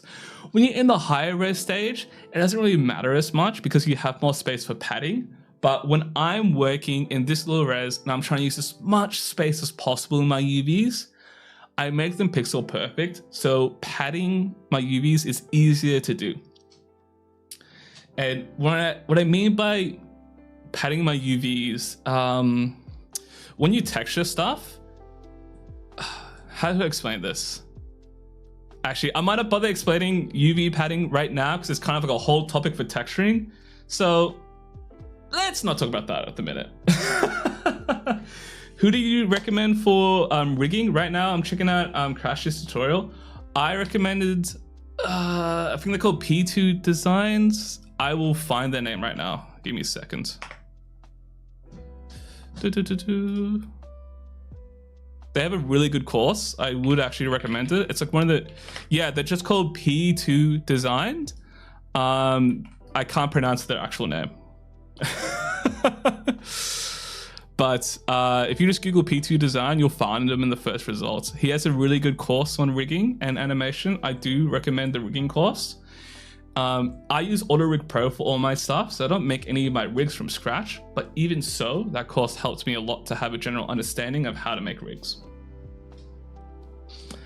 But yeah, so we want it to be pixel perfect for the UV padding, right? Yes, the Art of Effective Rigging is fantastic. I really recommend that course. It's one of the few courses I do actually recommend because I am someone with really bad ADHD, undiagnosed by the way, I think. And it's one of the few courses I could actually sit through and watch. It was really, really big, really good information in there. And plus, he works in the industry, so you're getting like good, proper advice, right? So back to the UVs. Okay, so we want there to be pixel perfect because of padding, and then like also it's really important because like it's easier to make our seams pixel perfect. If we want this arm to match perfectly with the chest here for like the textures and stuff like that, when it's pixel perfect, it's like really easy to do. And I'll show you what I mean by that. But first, we need to make this pixel perfect. So how can we do that? There are two things we're gonna do. We're gonna do a snap selection. To do this, you need to go into UVs, snap, selected to pixels. I have this bound to a button on my mouse because I hit this non-stop. I recommend binding this to something because I'm hitting this like permanently, like off cooldown, right? So like this is what's gonna snap it to all of our pixels. Now this is pixel perfect, right? Now it's, you know, it's great. We still need to tweak things like this bit's off here, so we can slide that across and then hit our snap selection button there. But how can we like move things to where they snap to the pixel grid? Well, what we can do is on the top right corner, in the middle actually, we have the snap toggle here. We're gonna click that and then make sure it's set to increment here. But that is not gonna be perfect just yet. You can see it's snapping at an inconsistent amounts. Depending on like what size zoom you are, it's not exact. To fix that, we need to go into here under overlays, and then we need to click, instead of dynamic, it to be pixel. Now we're snapping by the pixel. So you don't need to hit like that hotkey all the time. I still do it because from time to time, I'll turn off the snapping depending on what I'm doing. Because not everything I do is pixel perfect. It's really depending on what exactly I'm sort of unwrapping, which I will show what I mean in a second. But okay, now we have this base layout. You'll probably notice that if you're looking at this from now, some people might think, oh, it's good to go. Me personally, I think it's still dog shit because it's uneven, right? I want there to be an even space amongst these these sort of edge loops and stuff like that. So, let's have a fix, right? So generally with the arm, what I like to do is I like to have it take up about a quarter of this grid space. You know, I have that generally be like the max for like my arms. If it's just like something like this, that will be like the max, right? So a really nice benefit of having this pixel grid set up here is I can like literally count the pixels here, right? And that's actually gonna be really helpful because I want there to be consistent, even amounts across. So let's have a look at our mesh and see what we can do. So I think what I'm gonna do is I'm gonna have each like loop be about 8 pixels long, right? So here is where we start adjusting things. So I will do this across the board here, just like so. Yep, that's already set like that. And then put this one in the middle. And this is why I really like using this grid thing I've made, because I'm like literally, now I'm on UV unwrapping, I'm actually counting like the pixels, right? I'm actually genuinely counting this stuff. Right, and now we can have a look at that. You can see there's a lot of stretching there, so we can tweak that out. Right, I think for the top here it's fine, but under here it's a little bit squished. So instead of having those be that many pixels long, we'll cut them by 2. So 1, 2, and remember we have to do it on the other side as well. So 1, 2.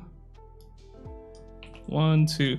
And when I'm like unwrapping this, right, I'm consciously trying to make so everything looks as uniform as possible. You notice here, it's quite square, but then in some areas, it might stretch just because the geometry is changing. And that's kind of the downsides of this grid sort of workflow that like, yeah, you get a little bit more stretching in some areas depending on your mesh. But there are ways to alleviate it, and also it doesn't really matter for the most part. As long as it's nothing like too crazy. Like for example, if this was like that's a bad example. If this was something like that, then I would have to do something different here. To where like what I could do is, one of the reasons why I love using Mio Free is because you have access to these tools. So if this was really cooked like this, I would select what I want and then I would click unwrap here, and that's just gonna UV unwrap that certain portion. And you might not always get the best results. What's really cool about Mio Free UV is you can unwrap, you know, both X and Y, or you can just unwrap across one axis, right? So I will sometimes use that when I don't want things to be pixel perfect because it's like messed up. But a lot of times, it will just be me changing the geometry, because I could tell you right now, this geometry is cooked and I would need to like cut in to like here just so I'd have more space to adjust the UVs. So we're just working on the arms now, and you'll notice that because the arms expand here, they're a little bit squished now because they need more space. So I would then just literally just push things down. And like as I'm doing this, like I'm trying to be, you don't really have to do this, it's kind of just a thing I like doing. To where I kind of like put everything in like even like numbers, because it's just easier for me to manage like the pixel density, I suppose.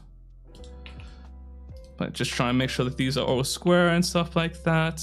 That's like, you know, uniform as we can get. Right, and then that's looking good. And then like if there's a part of the mesh to where, for example, if I were to delete these edge loops,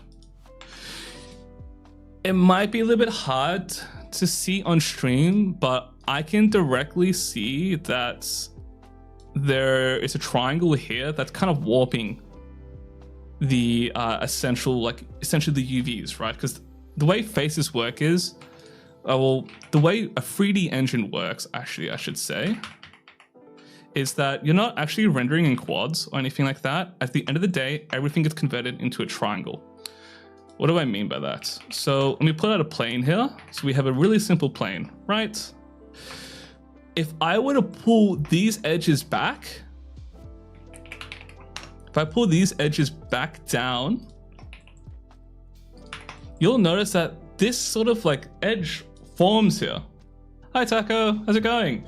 This edge forms right here, right? But what if I didn't want this like edge to form here? I want it to be the other way. To do that, you need to add a triangle.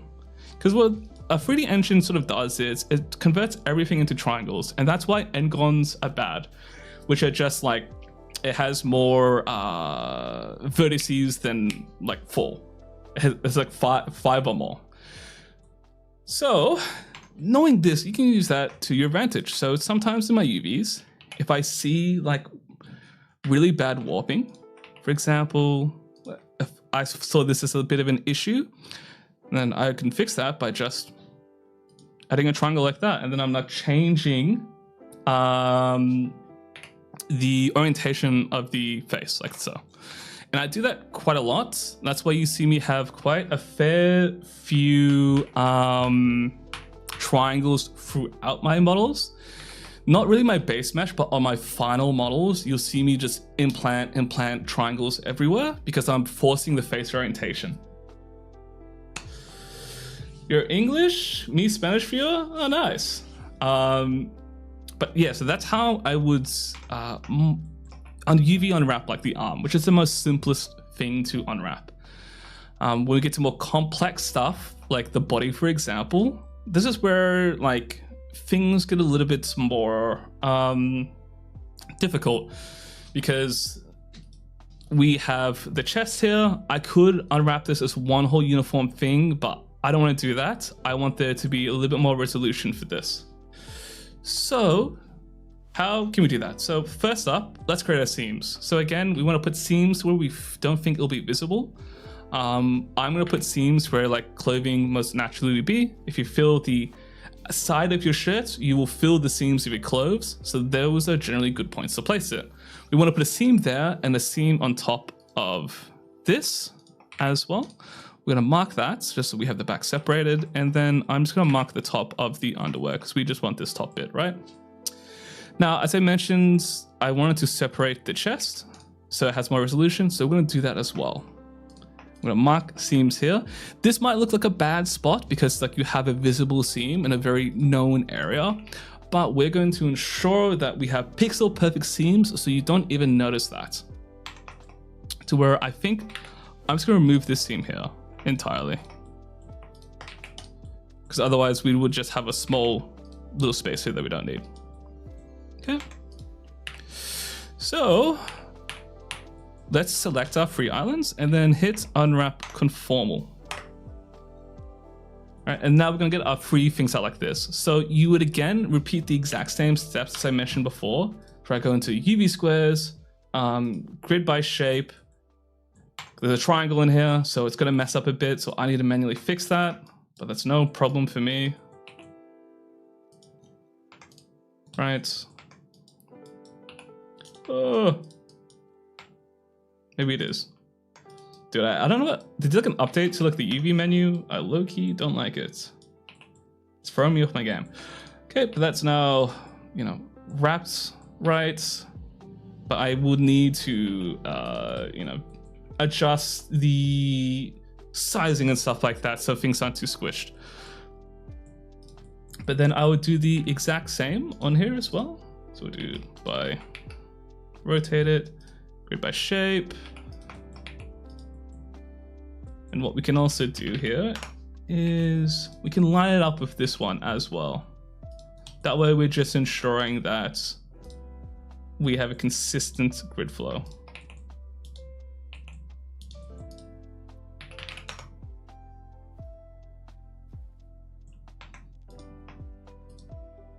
Okay, I don't want everything.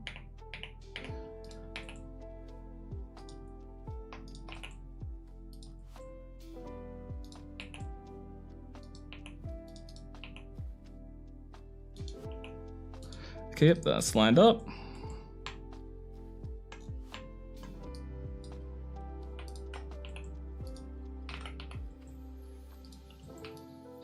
So now I can line this up with here. This is so we just make sure that they are perfectly, they perfectly sync with each other. As I'm doing this, I'm realizing is something off here. Nope, they're fine. Do you give your eyes thickness or is it just a concave circular plane? So for the eyes, it's more about like a weird concave sphere, which I will explain in a second, but let me just quickly bash this together. So the last thing I want to explain about the UVs is just like how do I get stuff pixel perfect, and then like areas to where like I don't really care about the pixel perfect methodology. I mean, this is like fine. It's good enough for now. In fact, I don't even really want the seam here because I don't really need to. Because this is going to be symmetrical, so there's already a seam down the center, so we can just clear that out. Right, but for the eyes, I'll quickly show you. The eyes are essentially, this is the mesh I have here for the eye. And the way it works is I just use flip normals for the outside to create that sort of thickness. It's decided to just model a can of soda. Well, a can of soda is a great thing to practice doing your UVs on. That's a great starting point. Okay, so let me sit down now. Ugh! My back.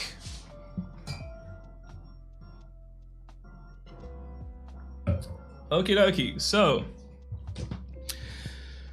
now there are times where I can't make things pixel perfect, and that's just because the way the geometry is. So for the chest here, it's going to be a mix of it being pixel perfect, but also not at the same time. So what do I mean by that? So I spoke about earlier how I wanted this front bit to connect perfectly. So let's do that first. So I'm not even gonna click to grid shape, really. I'm just gonna go straight to snap, right? Crickety crack that goes to your back. Yeah, my back's really bad as of late. I've been like sitting really badly. So we're just going to try now line this up with there. So this is why I use this pixel perfect grid. It's really easy to perfectly line up my UVs so they're pixel perfect, like so.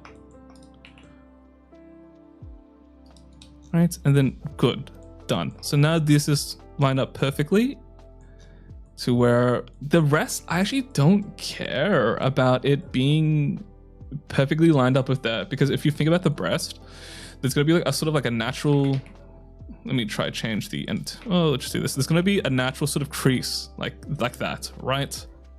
Generally it'll be cut off from here, but you know, you should be able to blend it pretty fine with the textures here. And it won't be too noticeable as long as you give enough resolution in the UVs. So there'll be a little bit of a seam line, but it is fine. So now we have this in line. Because this is also symmetrical, I kind of want this point here to be perfectly gridded up to the right. So let's do that. Straighten it out on one axis, snap it together. And now this is where we start to use the Mio Free tools, right? And this is why they're really powerful and helpful. So this looks awful, right? But we can fix this up a little bit. So it's a really cool tool we have is the unwrap things here. So I'm just gonna click unwrap here, and now it's just gonna try and unwrap it as well as it can based on the geometry you have and the topology you have. So you can see here, that's done a very nice job. It's this really sort of fix up this middle bit and smoothen things out. But we can go a little bit further as well. So the reason why I really like Mio Free and other tools like this is because you have access to not just unwrap both X and Y, but X and Y individually. So what we can do here is we'll select these edges on the side. If I click just unwrap, it'll do that, right? And we don't want it pushing past this center line because otherwise you get shit like this. We don't want that, right? Because we want this to be symmetrical. So instead, we can just unwrap vertically on the Y only. And now it's very minute, it's very small, but you can see that it's just a more consistent line here. So we'll do that, and then we'll snap it. And I think that's like more or less it for the breast. I'm noticing here, there's a little bit of like bad warping to where what we can do is we can find that particular zone, and we can shift things about and smoothing it out. With your UVs as well, you also have a toolbar here. If you drag this out, you'll notice you'll have these three options here. You have grab, relax, and pinch. I like using relax every now and then. What you can do is on relax. Why did my phone go off? Oh my god, KFC deal. Poggers. On the relax tool, if you go into the tool options here and you click on options, you can tick lock borders. What this does is it just means it's not going to relax the borders. So then from here, you can switch between, you know, grab and just shift things around while examining this view to ensure it's like as smooth as you want. Because sometimes the unwrap, it's doing its goddamn hardest, but sometimes it's just not good enough to where you have to manually tweak it. And don't be afraid of manually tweaking it. You know, sometimes the unwrap doesn't work the greatest. So I will do a lot of manual tweaks, like pretty constantly. Because I also, at the same time as well, I want it to be nice and easy to paint on. So I'm really trying to make sure that the edge flow here is smooth on this 2D view here, and then it looks smooth out here as well. But yeah, with that process, you can see the way we've done it. We have it being perfectly, ooh, what happened to my mic just there? We have it perfectly Where are my annotations? What?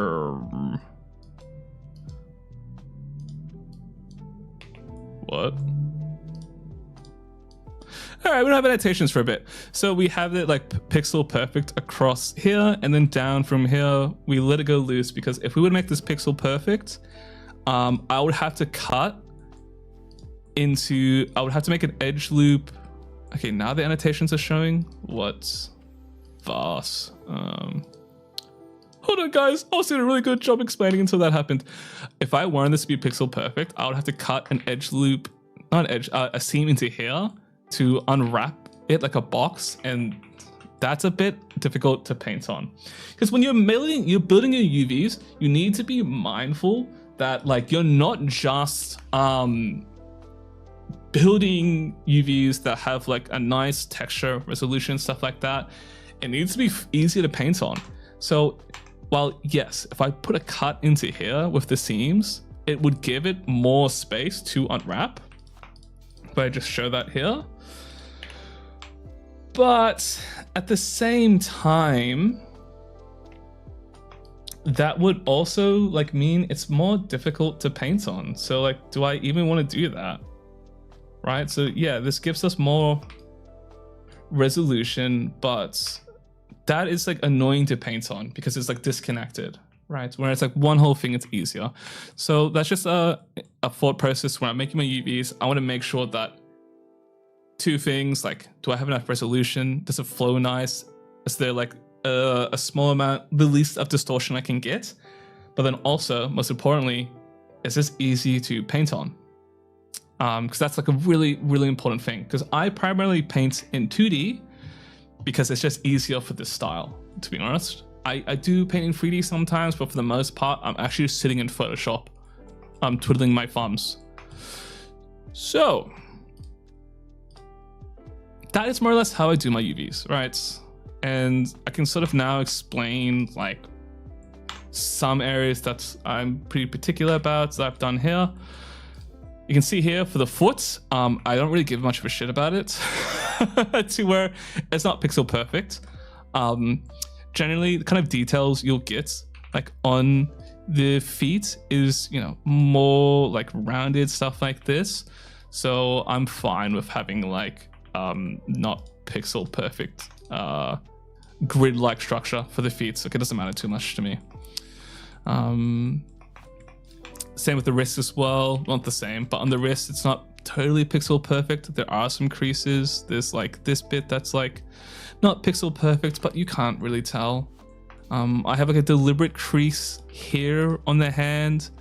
And the reason for that is if you think about the actual hand, you have a crease there anyway. So it's just emphasizing like seams, using seams to emphasize creases in the objects and stuff like that. And you can see the hand is like not a grid in any sort of form because there's a lot going on here. So I need a lot of resolution and stuff like that. And even for the face, it's like, you know, it's a little bit grid-like, but I don't stick totally to it. It's a little bit more loose and free-flowing because I want it to have as much natural UV space as possible. So sometimes you have to give up the exact low poly style. Yeah, for like me, I don't really know like if you would, my style is kind of a mix of like low poly to where some of it's low poly, but like I don't really hold myself to it. In the sense that like if I have to like upres stuff, I'll do it. Like I don't really care. Because I'm not really trying to exactly match like a PS1 style and stuff like that. My shit's like way too high poly for that. So I kind of just do whatever looks good for me. I'm not really sort of like forcing myself to keep at a low resolution and stuff like that.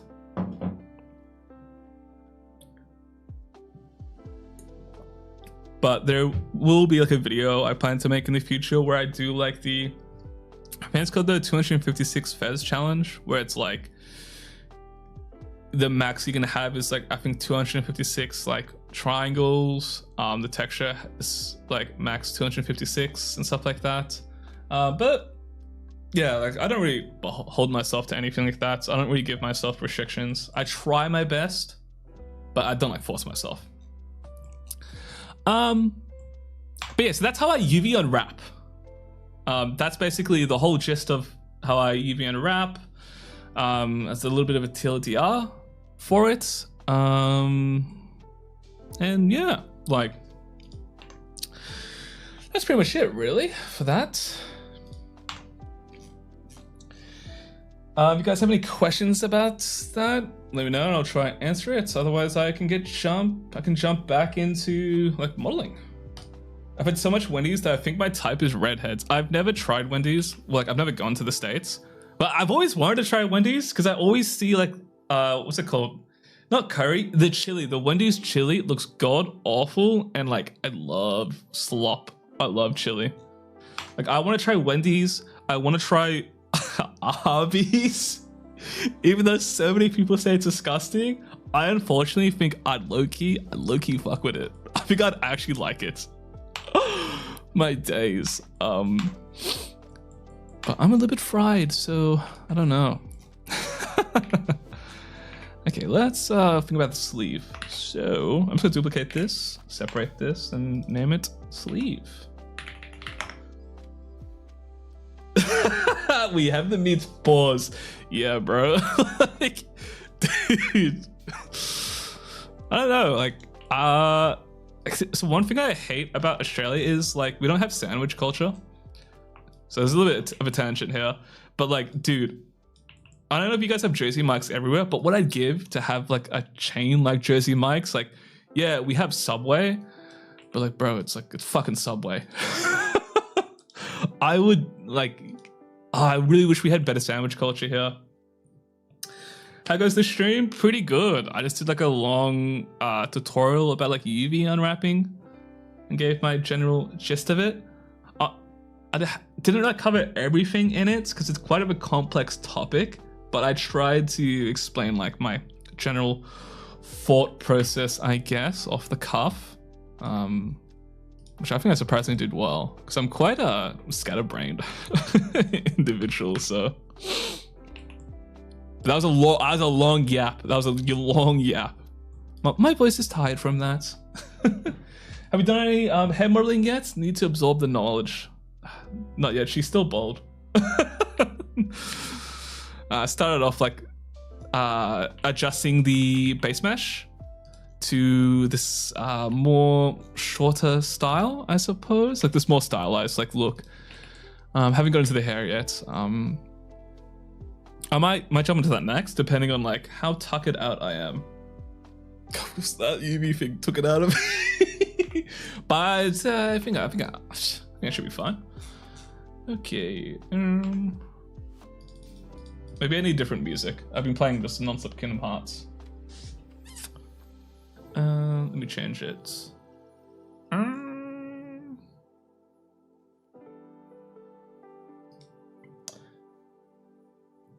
How do you adjust base meshes? Grab brush or a little bit of column A, a little bit of column B? So like in the VOD, I basically just deleted a bunch of edge loops here and just like was pulling the base mesh up to adjust it in size, then using the grab brush like in and out. I do a mix of each because I like using the edit mode because I like keeping all of my edge loops like uniform and like straightened and stuff like that. But for some areas I use like the move brush like for like the chest and stuff like that. Oh my god, I'm actually like so scattered. Oh my days.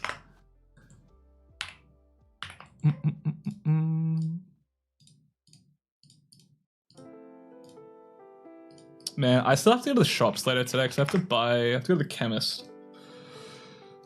Oh, I've had like a lot of indigestion, so I have to buy some medicine for it. It's kind of annoying. I don't really want to leave my apartment.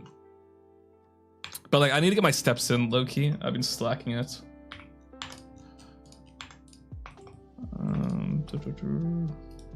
Ooh, that should not be like that.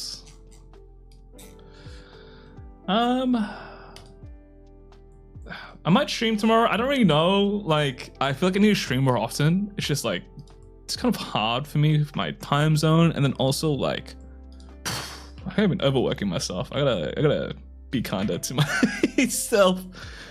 I keep on telling myself like, oh, tonight, like I'll watch like some Netflix documentaries or something like that, but I just never get to it. Hey, thank you for the follow tunes. Welcome on in, welcome on in. There's like a baseball. I wanted to watch like a documentary, but the Koshin, like the baseball like thing.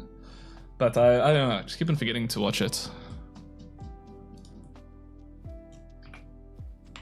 I get just like distracted. I'm like watching YouTube slop.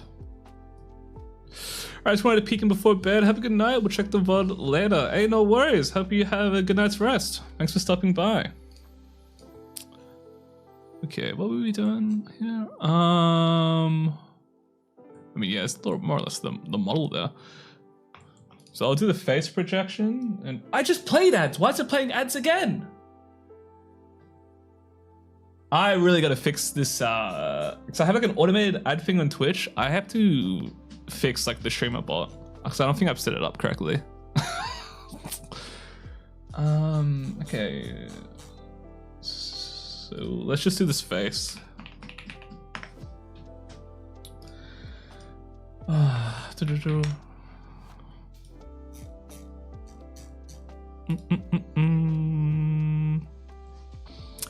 really want to update this like model of mine though. Like, I kind of hate the design. I don't hate it. Hate's a strong word. I just don't really like.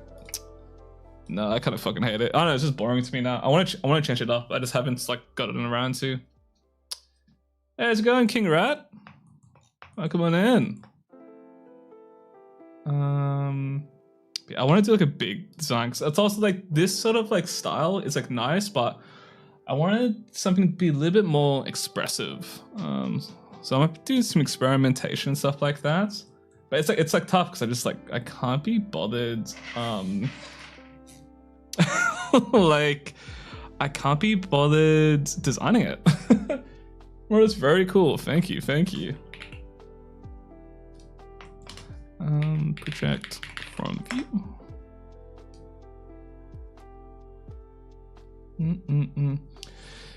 Yeah, I think for my new VTuber model, I might do like some 3D mouth, like a proper mouth instead of like the painted texture, just so it's like more expressive. I hope you get to the 3D coat portion, lol. Probably not today, man.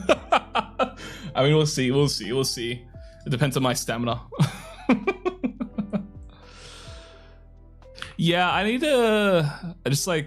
I want to do a full new design of myself. Is all. Oh my god, that looks so funny. Just haven't gotten around to it.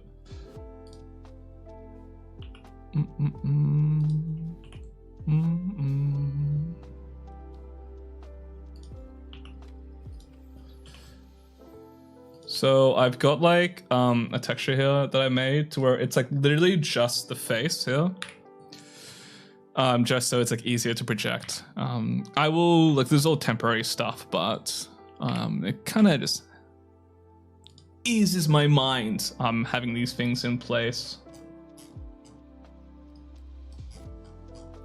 Like it's just nice to have, really.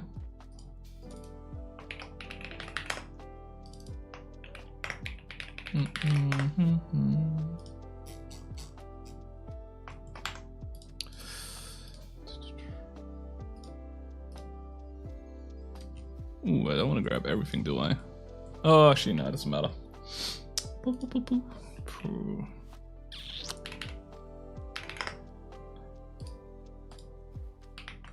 Nope, it kind of does matter.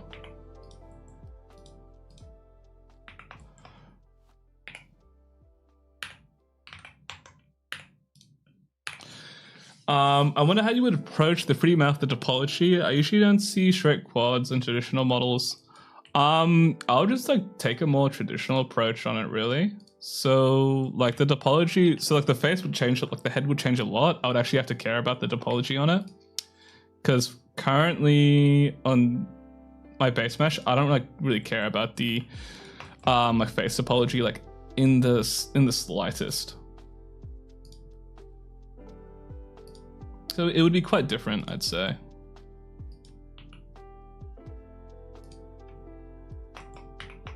Okay, so I'll have to tweak this.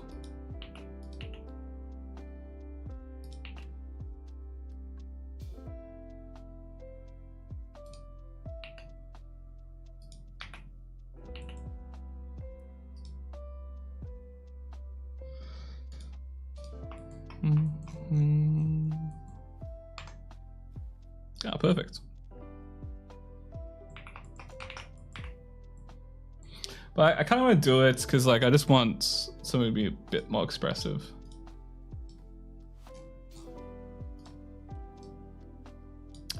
But I think I might do the thing with the flip normals inside the mouth, like that VR chat model that's going like popping off. So I was thinking about doing that in general for a while now. I just haven't really gotten around to it. Because it's a lot of work to think about. Because what's it called? I don't know. VR chat stuff's like fun, but it's like really like difficult sometimes. It's like it's a lot to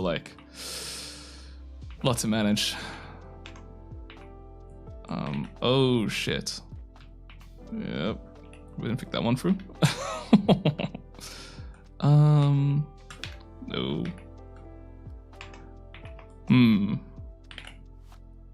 Whoopsies, I forgot to rotate this. Okay, whatever. You can fix this. Yeah, that's why I did upgrade mine. It's more express. You know, ball. Yeah, I guess I do.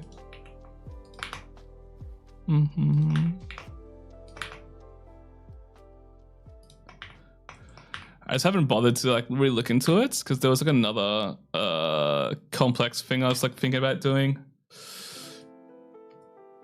I'll probably stick with a 2D map because I want to make a game and I don't want to bring mavs right now. Yeah, that's honestly that's fair. It's a little bit of a annoying thing because like with my 3D stuff, it used to be all like 2D face, so like the eyes and the mouth were all 2D. But like over time, I was just like I wanted more expression, so then I started modeling in the eyes. But yeah, it's been a little bit of back and forth. It's like a funny thing to where I'm trying to balance of like too much detail and stuff like that, but I don't know. It's good to have these sort of problems, I guess. Okay. I will try at least model like the bangs. Oh my god, rubbing my hands. We'll see how we go. I'll try to at least model the bangs. So I kind of wanted to do like a long stream, but like my throat is fried.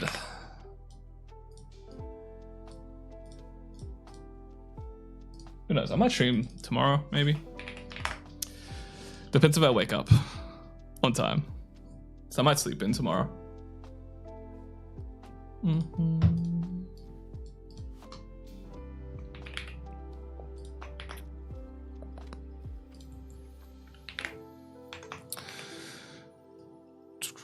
Okay, let's set this up.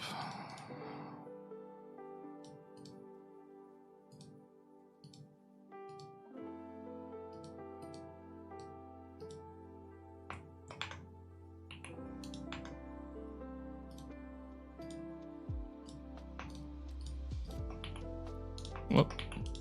Oh.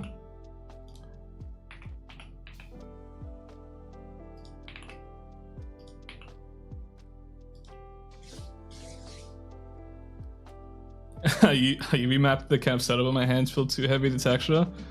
Nah, I really do be like that though. Whenever I finish UV something, I'll like do some quick texture tests just to make sure I'm happy with it. But like I never like immediately go into texturing. I'll save that for the next day. Okay, let's move that out of the way.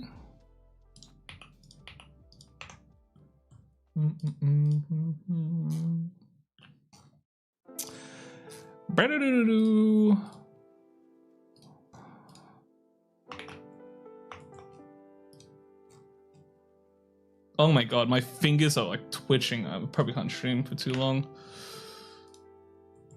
Oh my god, I got like finger cramps. What the fuck? Whoa, this is weird.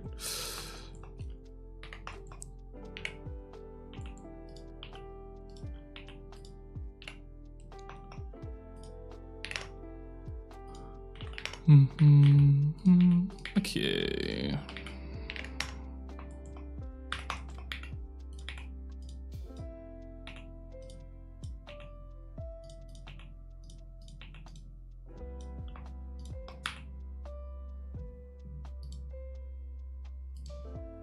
Okay, so Teto is a Wendy's cosplay. I do like. I actually really do want to try Wendy's one time. I feel I'll be really disappointed though. Like every time I've gotten like chili at like a fast food place, it's always been like so mid. Well, not a fast food place, but like I guess they're fast food places, but like they're more fancy. They're not as like slop. Here in Australia, like there's a place called what are they called? They're called like Royal something. They do like American style fast food, but like they don't do the chili anymore. But when I got it, I was like, this is low key like flavorless. It's going in the idea folder.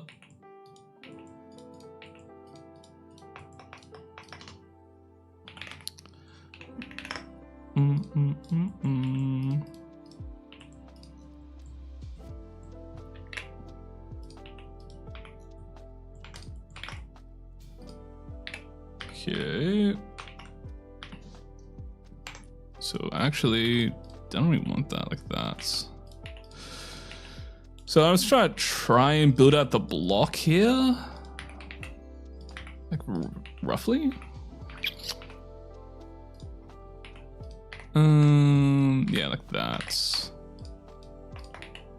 Because I'll worry about adding breakup later. Like, I just want to build out the main forms at the minute. I'm always very much a stepped approach guy, to where I feel like in my videos, it's the amount of times I write in like step-by-step approach, build out the primary forms. It's like so formulaic. It's like it triggers the shit out of me whenever I'm writing something.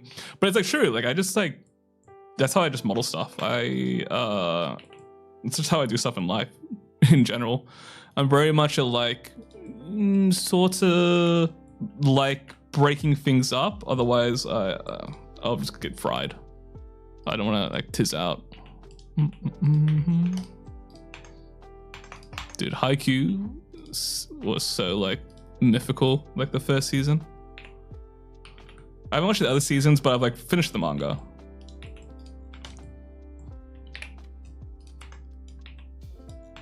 Okay. Let's also apply hair material. Okay, I might be able to do the hair today. We'll see. My finger's like twitching a little bit. We'll see how much strength I can have. My god, my body's like crumbling.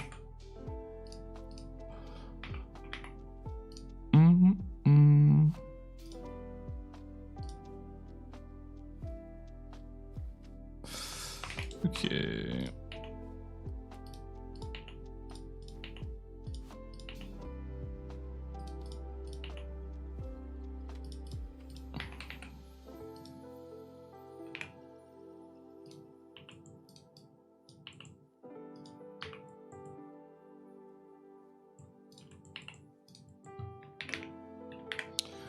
So like I'm working in the hair and stuff like that. It's like really important that like you look at it from every view. You don't look at it from just the side or front, but like it's important to look at from like down below and then up above, like any sort of obscure angle, because it's a 3D model. You're gonna be looking at it like at different angles. So it's like important to not just like ensure that it's just looks good in the front, because like you'll be surprised if I might look good in the front, but as soon as you rotate it, it all falls apart. So I do really recommend darting around. What I'll often do is I will have a view like this set up. So I will have a front view and a side view on at all times, so I can just always see those views and make sure that they're all looking good. And then I'll have this viewport here be whatever. It's a little bit easier when I'm like on my, like when I'm off stream, because I have an ultra wide monitor, so I have more screen real estate. But this is how I generally like will format things where I'm like modeling sort of like the hair. I'll try sketching out my character base tomorrow for real this time. Yeah, I always like will work on a sketch for that sort of thing, but I never like properly finish it. Like I'll draw it out, but I'll never like properly format it so I can like reuse it. Instead, it's like every time I'm just like reusing like some butchered like old sketch and stuff. It's quite bad on my part. Okay.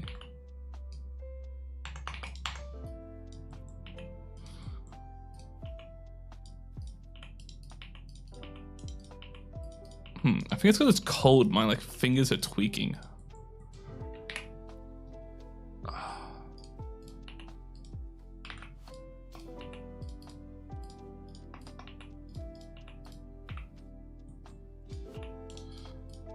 So annoying though.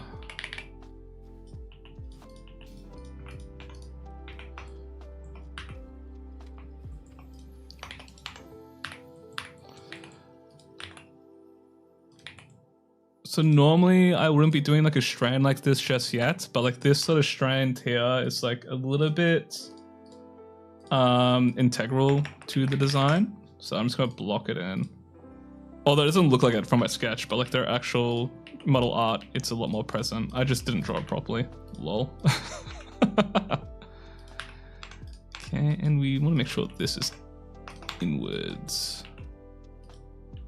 Dude, tonight might be a comfy night though. I might, I think I might just like watch like a Netflix documentary and just sit in bed and read manga. I got like a couple, like I haven't like read any manga in a while. I've just been letting that shit stash up. So I have a few things I have to like binge read. I'm quite a few chapters behind like my goated rom-com slops. Okay.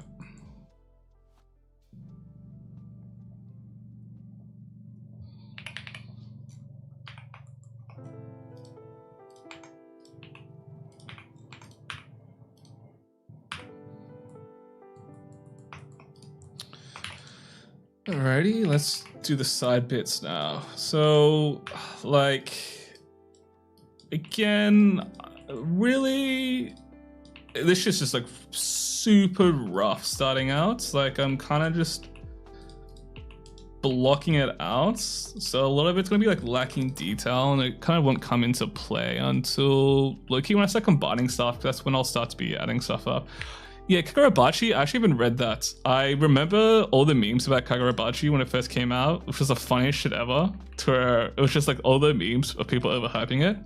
But I know it's like actually good, I just haven't got around to it yet. Maybe I should give that a read.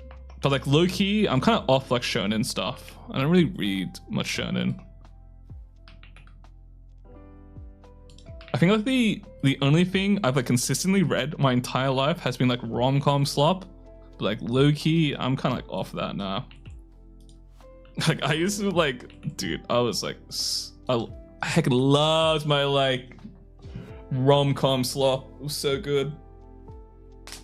Like Nisekoi and stuff like that, but I don't really, I'm not really reading that sort of stuff anymore.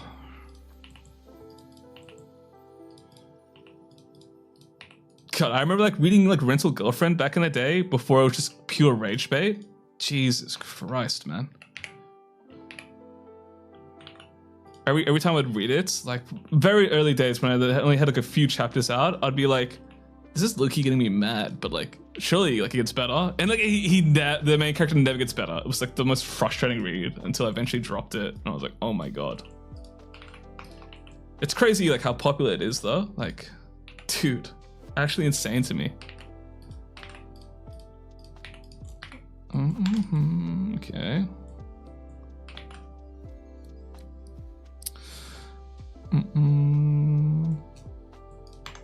So this is a little bit too far out. I'm gonna push this back in.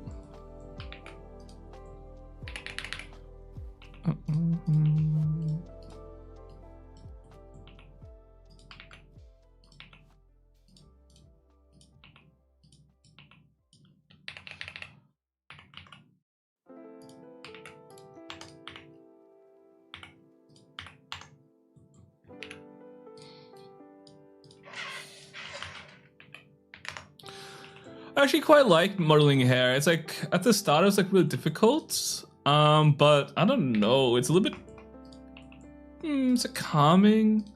Like I think I switch my brain off.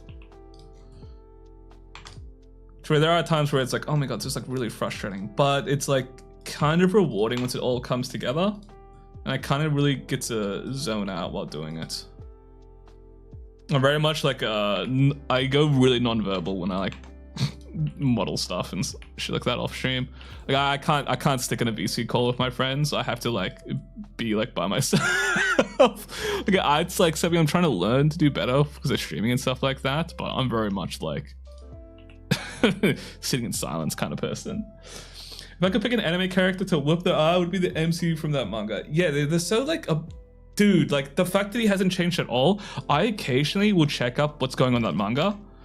And the fact that no progression has ever changed, I'm like, this is the most like cuck, like shit. It's just like insane, bro. Like, buddy.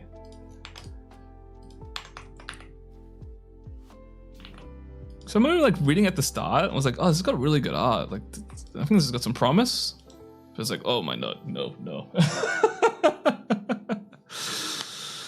Hello, love the various videos you made so far for Fruity Modeling. Incredibly inspiring. Oh, thank you. Really appreciate that.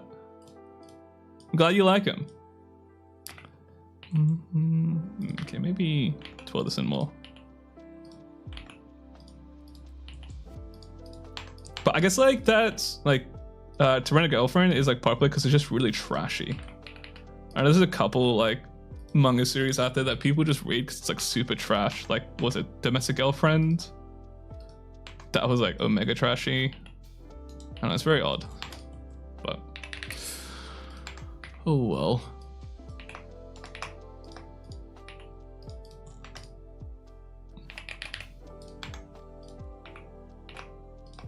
Ooh, maybe I have to watch the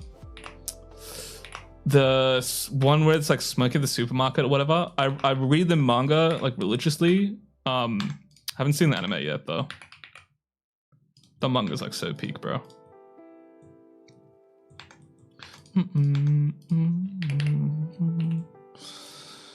Okay, so we need to get some more shapes out.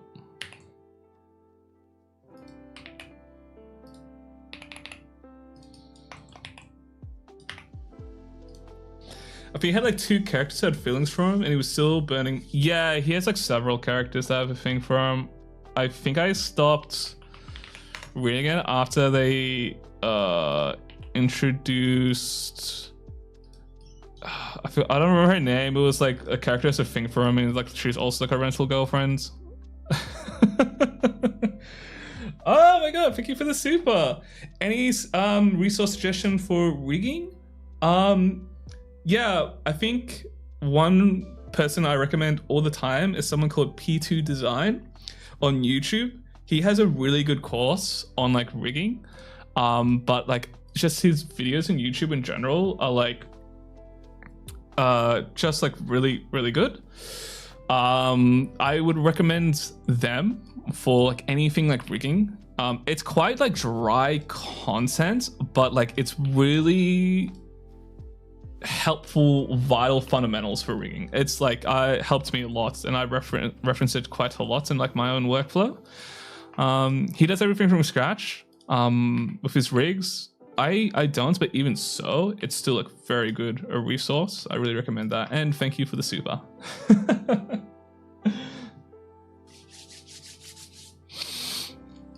Yeah, Pinterest comments are wild sometimes. I mean, Pinterest is just like awful now in general, so it doesn't shock me.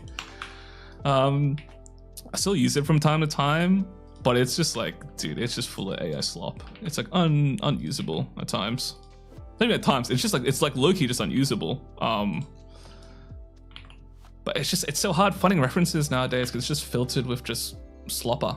It's a little bit frustrating. Not a little bit, very frustrating.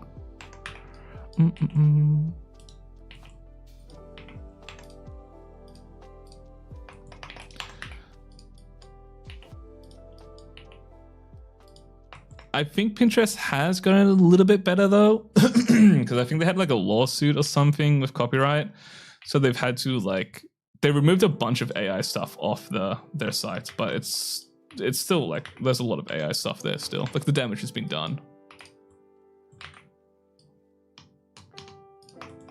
which is unfortunate. It just makes getting references way more harder.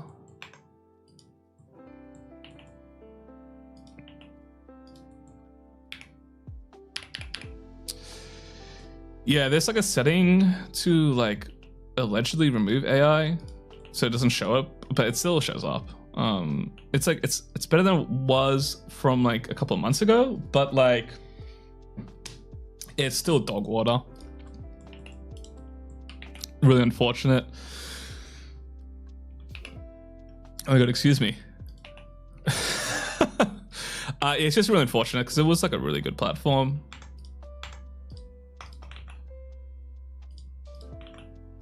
It's like not even a good platform for just funding stuff, but a good platform to just like, you know, keep like mood boards and stuff like that. Nowadays, I just do it all locally on my PC. Like I just download everything. Like stuff I actually really care about, I will download it and put it into a pure ref board.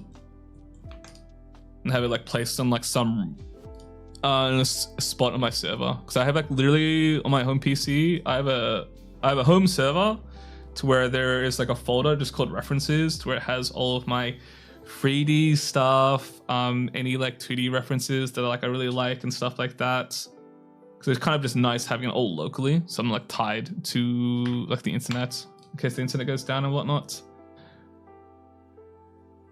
Yeah, I remember. I know what you're talking about. I had the same issue a while back. I think I just like disabled emails from then because there was like a period to where I just got like non-stop pinged and things getting flagged because I think they had a lawsuit or something that happened. There's a few places that had a lawsuit.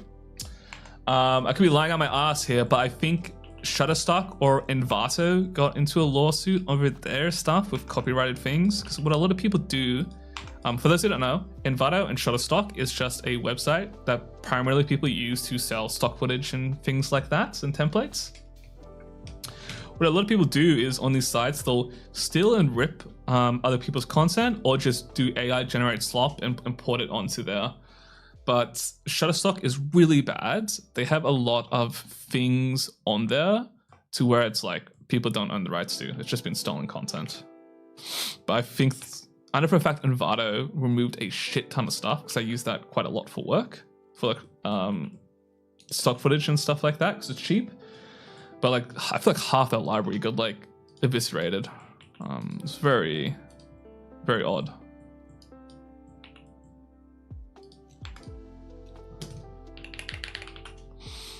God, she looks like she's like just fresh out of a shower.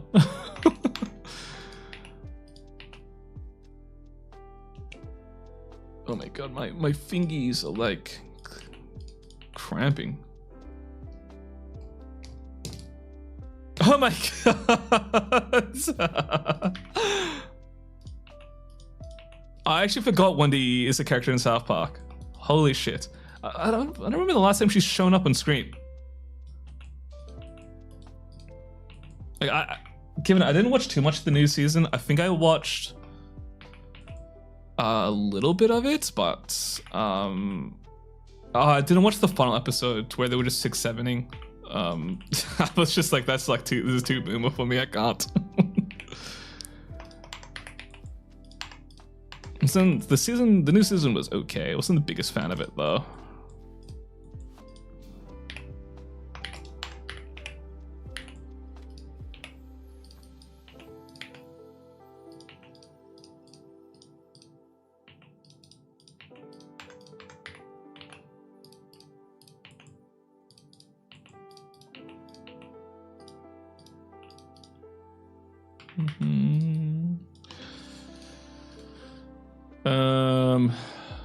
Let me change my music.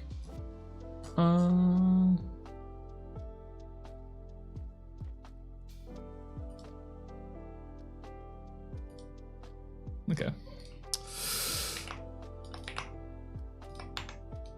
Big pace, big pace. How's that looking now? A bit better.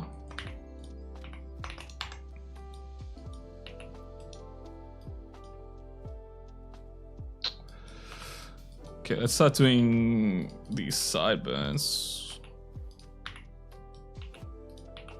Dude, all-time low is so goated, bro.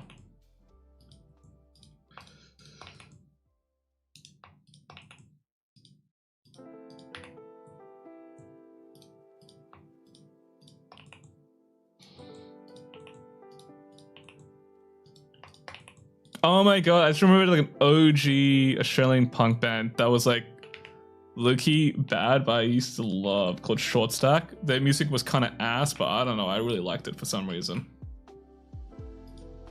He had like a vlogging channel as well.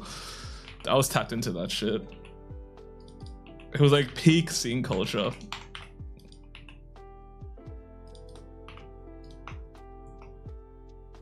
I'm now getting Wendy for Fairy Tail. Oh my god, dude, I forgot all about Fairy Tail.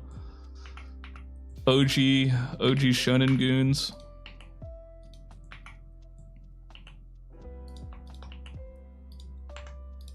God, Fairy Tail was like, I really liked the manga. I could not stomach the anime. I did not like the anime. I kind of fucked with the manga though, because the art was like low-key fire. I feel like a lot of times the story was like, I don't know, it was a little bit like mid at times, but like sometimes I think I liked reading a lot because it was like low-key like an underdog, like of the shonen big three sort of thing. But yeah, I forgot when I stopped. Yeah, I stopped watching the anime midway. I forgot when I stopped like watching it, but I think it was like really early on. I was so hyped. I remember I was so hyped as a kid. I was like, "Oh, it's got an anime. Yes, let's go!" But it was like really mid. Yeah, it's just safe goon slop. Yeah, a little bit like that.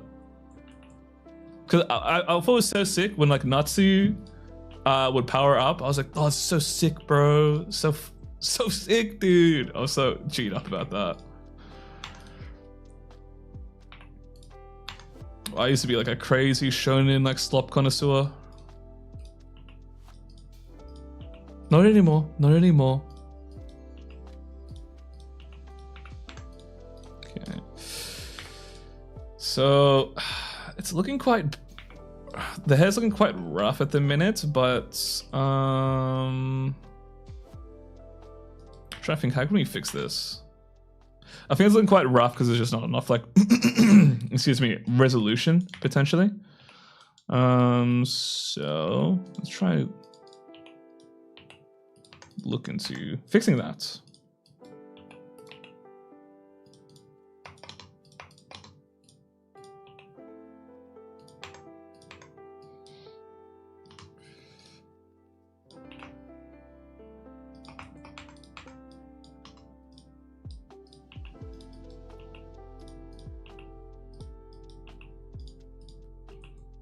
Oh, I know what I want to do tonight. I want to rewatch Welcome to the NHK.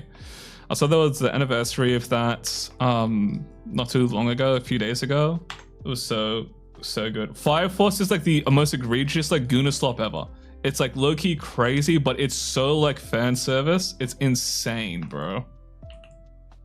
It's like so egregious.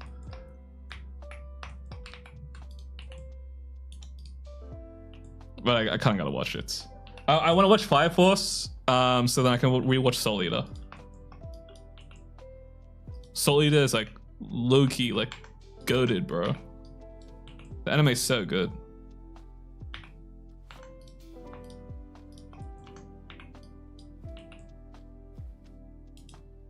Yeah, I love the sound design of Fire Force. It's so sick. It's bass boost to shit, but it's like, I don't know. It's something different. I was like so like sick. Yeah, I mean like Fairy Tail's like it's not a really big bar. I haven't seen the author's like other series after Fairy Tail. I think I remember tried reading it back in the day, and I was just like, nah, this isn't for me. I did not vibe with it.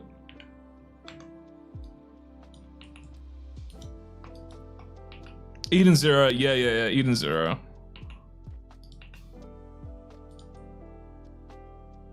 God, I'm just like thinking back. I was really into Fairy Tail like back in the day. I don't know why like I fell off it though. I think it's literally just I just got older and grew out of it maybe. So I used to be super into Fairy Tail, like Naruto, One Piece. I was like daily One Piece reader, like shonen slop enjoyer. Nowadays, like you can't get me to read One Piece. It's too much. I'll check out the spoilers, then that's it. I love One Piece discourse because like the fan base is like perma like molding. It's so funny, bro.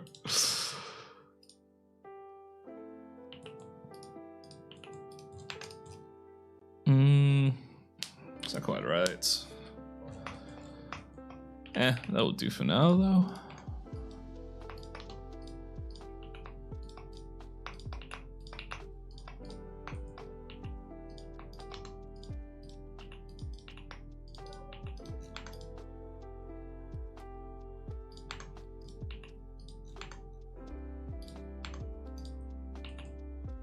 I'm low-key nervous about Bleach though, with the Hell arc.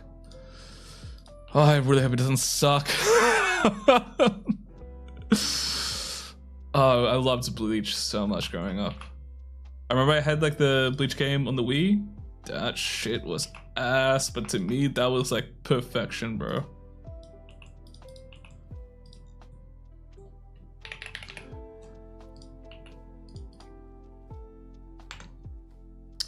Hey Connor, how's it going?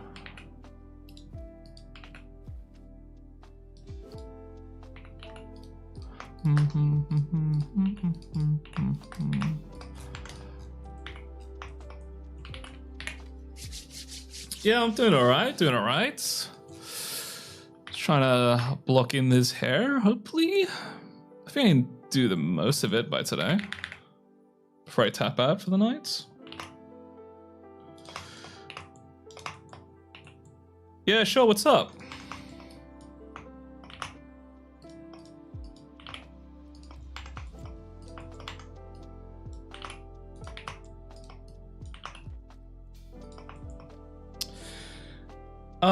Is there like a way to set up a limit to how much it moves? Yes, there is. Give me a second. I'll try to find an old model where I can explain. Because I have a little bone limits on all of my stuff. I just have to hide my screen, so I'm working on this other project at the minute that's like a secret, and I don't want to accidentally reveal it. Actually, yeah, I can go in my Sachi model.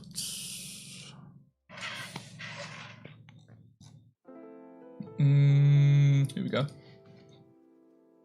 Oh my god, I almost clicked stop streaming. Oh, Jesus.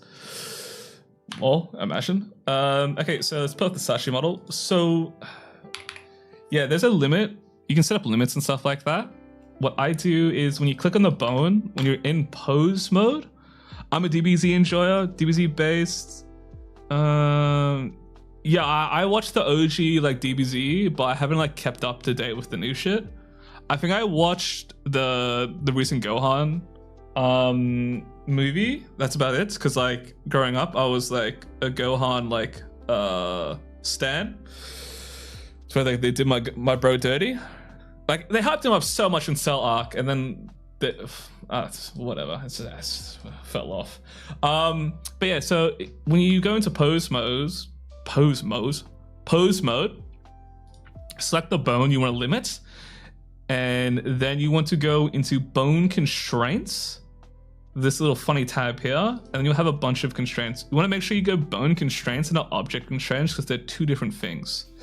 And then in bone constraints, you can do like a limit location, which will like limit of how far you can push it. So like with these eyes, right?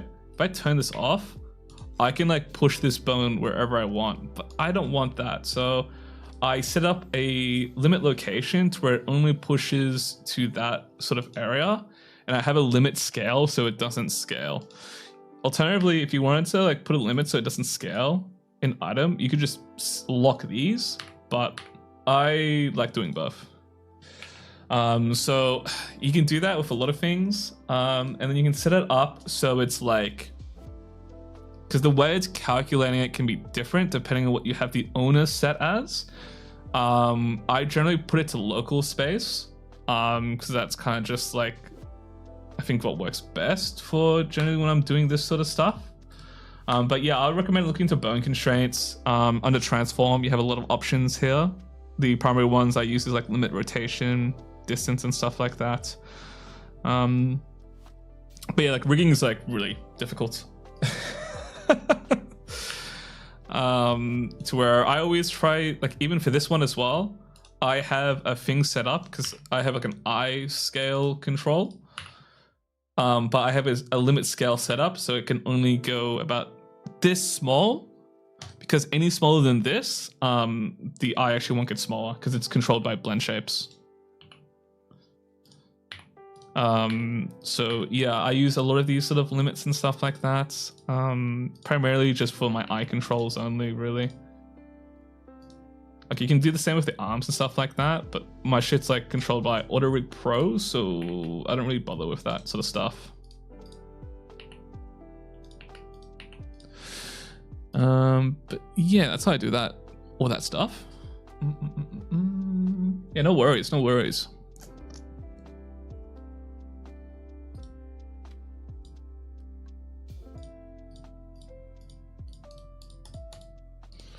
Actually, 1 second. I gotta pull something up for myself.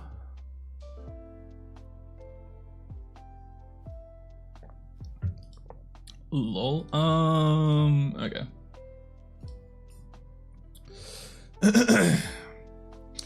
Hey, thank you for the follow, Ethos. Welcome on in. Welcome on in. Ugh, I'm stretching. Oh my god. Okay. So I think she's looking off because I don't have the ears in. So let's get that in.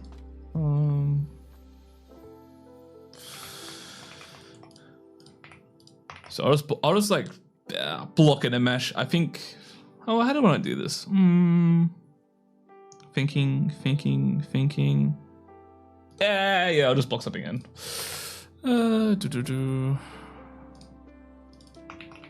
We're using curves.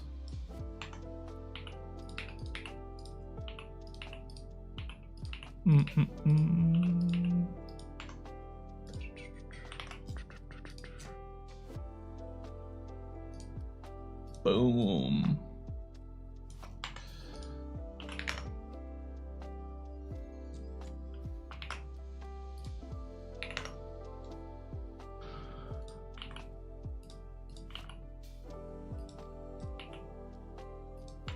Okay, this looks quite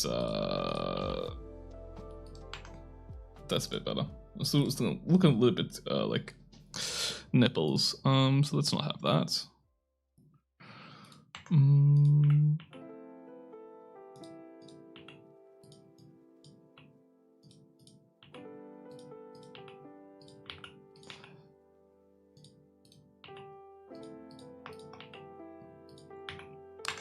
Okay, that's looking better. It's looking better. So you need to block that in.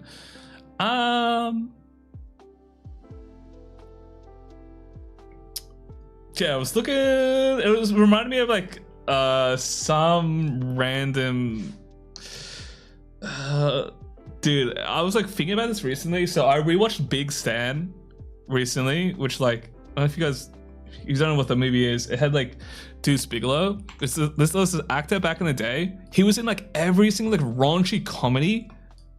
Like he was his name? Not Deuce Bigelow. That was like another movie. What was his called? Rob Schneider, Deuce Bigelow. I was calling him by his character name. Rob Schneider was in every like raunchy like comedy movie. And I was just thinking like, dude, there these movies were utter like so trashy. They don't make these no more. Like, it was like so funny. I watched like Big Stan onto YouTube. Someone like uploaded the full movie rip. And it's just all on YouTube. So I wanted to watch a clip from it because I saw something on YouTube Shorts. And I was like, oh, I forgot how the movie ends. And I just ended up watching the full thing. But man, it was like low-key kind of good, but also it's like, holy, this is so trashy. Movies were like so different back then. I don't know. It was also like back in the day where they would do like movie parodies and stuff like that. Jeez, like man. I haven't seen the new Scary Movie yet. I don't think I will. But I wonder how well that's like sort of done. I haven't checked people's reviews of it. I saw there was like a streamer section, and I was like, nah, there's no shots, bro. Like, I don't know.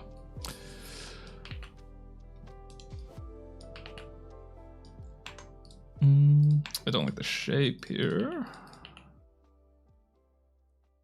Oh, I really don't like the shape here.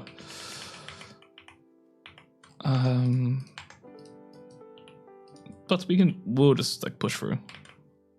I think a large part of like when I'm modeling stuff is I hate everything for the most part for like the longest time of how it looks until it eventually comes together. And it's hard to explain, especially with hair, because like you're kind of limited with curves until, well, for me, I feel limited until I start merging things together to where I can just go like full like rain with it, to where it's quite difficult at the start. But I think it's like important to just have faith in yourself.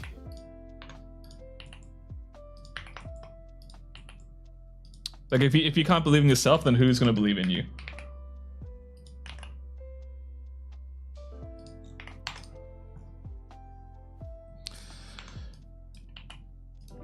And it's also like when I'm doing 3D stuff, it's very much like a balance of like how far do I want to take things away from the design, because you know I'm not the best artist, so a lot of times I have to switch stuff up. Yeah, the original like Scary Movie is like it's like crazy, bro. Some of the stuff in it's just like funny as shit. It's like how awful. I haven't like rewatched them in a long time, so I don't even know if they hold up. But I used to love them as a kid. I think the worst movies were like the genuine parody movies, like the 300 parody movie. I think they were called like, it was like the epic movie and stuff like that. Dude, those were actually garbaggio, bro. Like, holy. Okay, this is tweaking out. Hey, how's it going, Prixley? How are we doing now?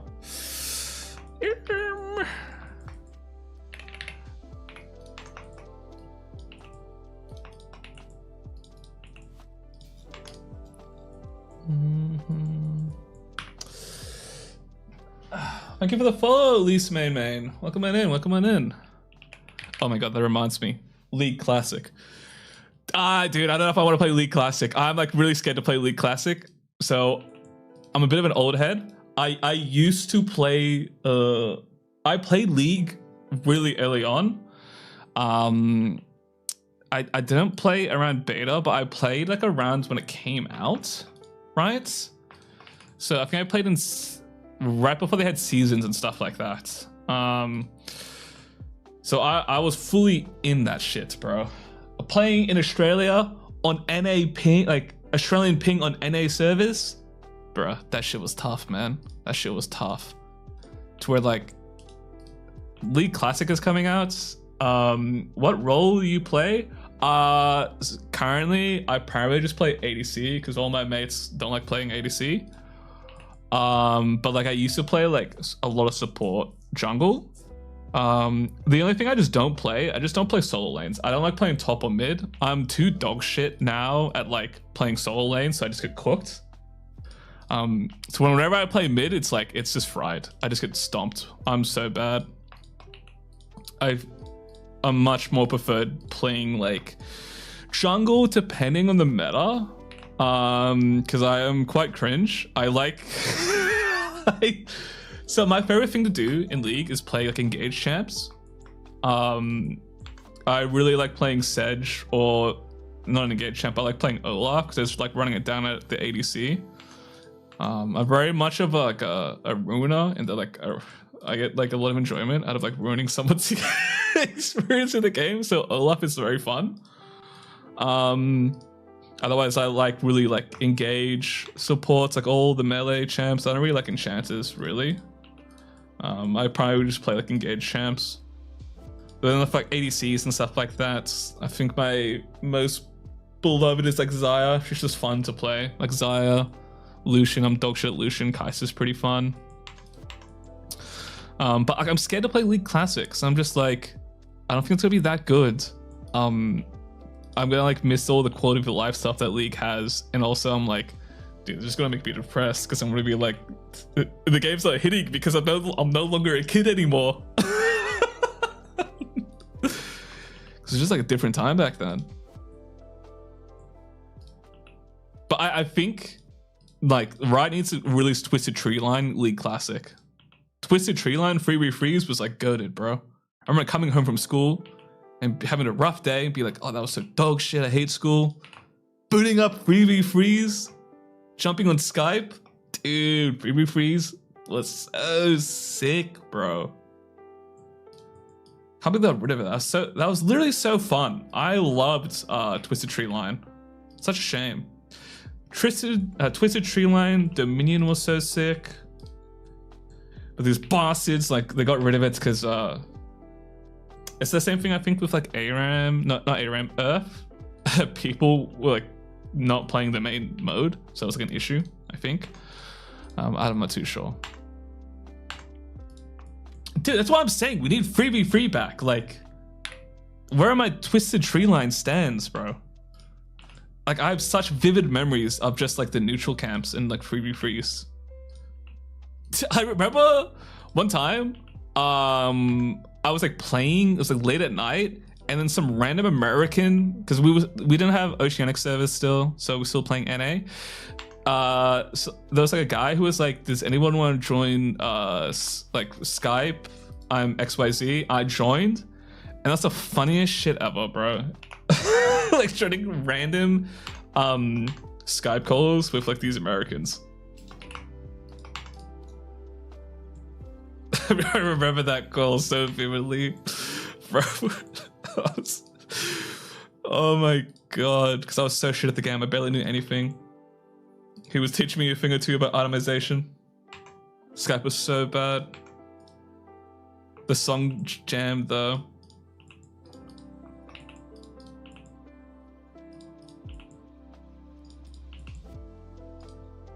God, I remember it was like, oh, I think League was so fun back in the day because I hadn't been really figured out. Like, gaming's different now to where everything's like a min-max thing, but like back then, like shit wasn't really figured out. So like, you're pretty like hard for resources. It was a lot more casual. Like playing COD now is like impossible because it's just like suffering. You're investing these sweats, bro.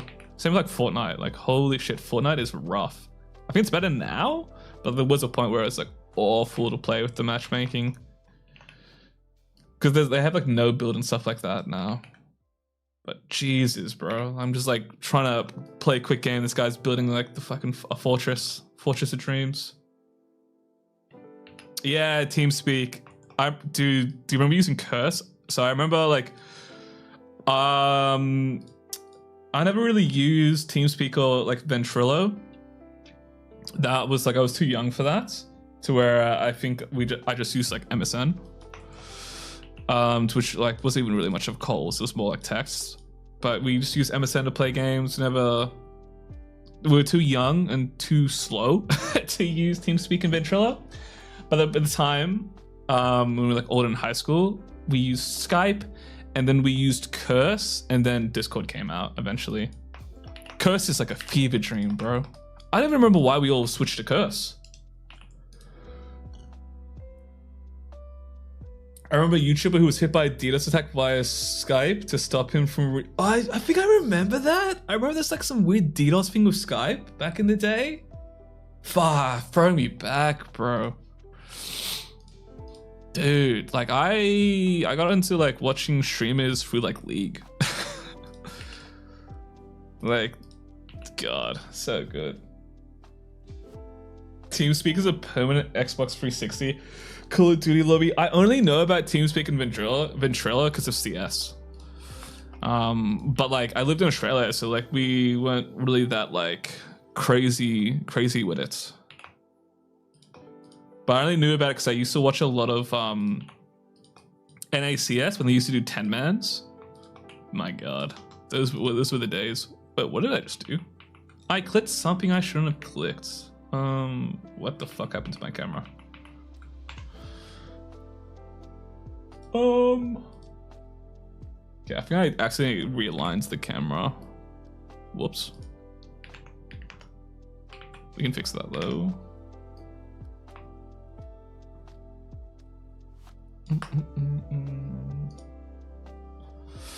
Oh, but I missed the Call of Duty lobbies though. That was so funny.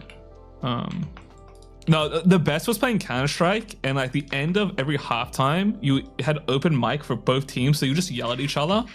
That was so good, bro. I think Counter-Strike taught me a lot in that it gave me a lot of confidence because I would just get yelled at all the time as a kid. By these like old, like fucking bogans. Like these old bastards yelling at me. Oh my God, the amount of fortitude and strength I got for that, bro. To climb up all the way to, I think I hit the second highest rank, either Supreme or the one lower than that. I forget. Sorry, quick question as I just joined. Is the hair like an extended Bezier curve? Yeah, so the hair, I'm using paths.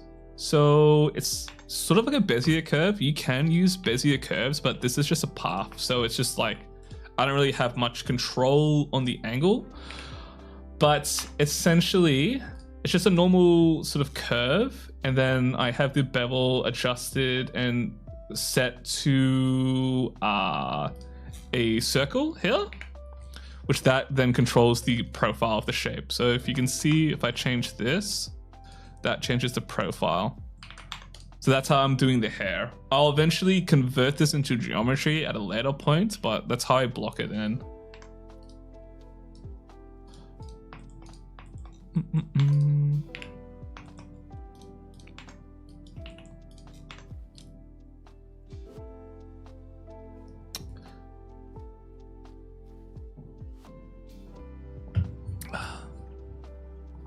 But man, I remember like League streamers back in the day was so funny.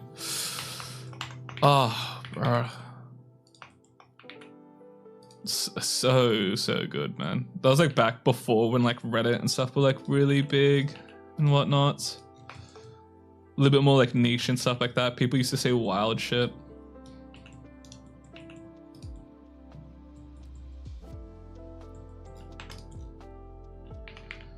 Okay, I actually need to look at my reference now. How am I gonna do this? Okay, I think. So this is sort of when I'm gonna start to like mess around with the reference and just do my own sort of thing. I had no idea paths existed. I tried using a couple of tube methods, but the mesh ends up really complicated. Yeah, there's like a lot of ways you can do hair, but I find this is the best, at least for blocking it out. You can like, so there are two paths. So if you go into curve, there is a path, just what I'm using right now, that will interpolate between the sort of your points, right? You don't have like a lot of control on it, or you can use just an actual Bezier. I prefer to use paths because it's just easier to control because you have a lack of control in a way. So it's just easier to manage because I don't really need like extreme perfect control on the curves, because I will eventually convert this to a mesh and then start using the sculpting brushes to tweak the shape and roll later. Okay, so I think, so this is where it gets a little bit hard when we're doing like the back hair here. Oh my god, I'm like listening to punk music right now and I'm just remembering like, dude, I loved playing like Tony Hawk, like Pro Underground. That shit was like bangers, bro. Probably one of the best like franchises ever. Tony Hawk's like New Underground, so good. I may have to boot up modded Risk of Rain 2. Dude, you must. I need to get a run of that soon. I haven't played that in a while. It's just so tedious, like setting up the mods is all. Like for multiplayer and stuff like that. Okay, I'm like really, like, just my mates and I are just really lazy.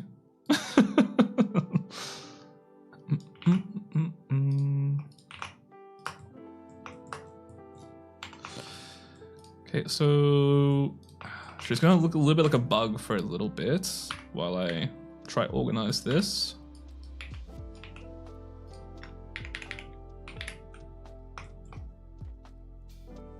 Keep hitting the gritty with the Void Fiend.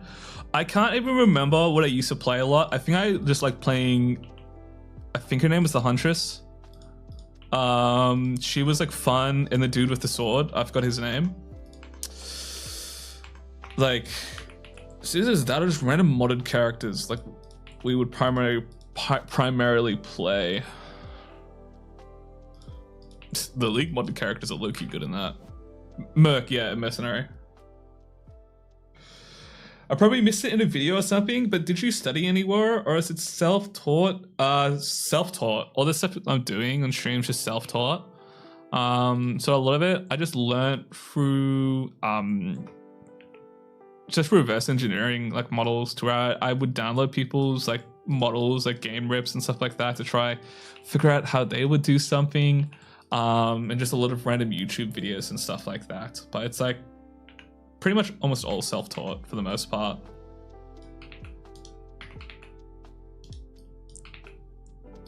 Because I do like at work, I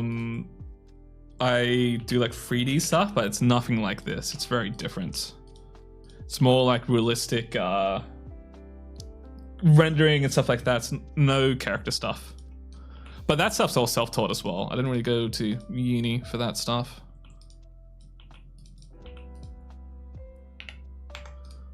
And I didn't like take any like online courses to learn the stuff I'm doing right now on stream. I kind of just figured it out on my own. So as I've found over the years, I can't really do courses because I have a really bad attention span. To where the way I find I best learn stuff, me in particular, is through trial and error. So I just make project, because I literally can't stomach watching long-winded tutorials all the times. I will fall asleep, to where I do a bit of programming every now and then for just fun. I was like learning C++ stuff, and I was like watching a course on it at like 4x speed. Okay, I couldn't. 4x speed, subtitles. I don't care if it like makes me rewind to like properly listen to some things. It's just, I can't. I'm really, really bad attention span of tutorials and stuff. I'm more of a hands-on person, or just reading. Which is unfortunate, because I feel like nowadays most software has god-awful documentation or little to none.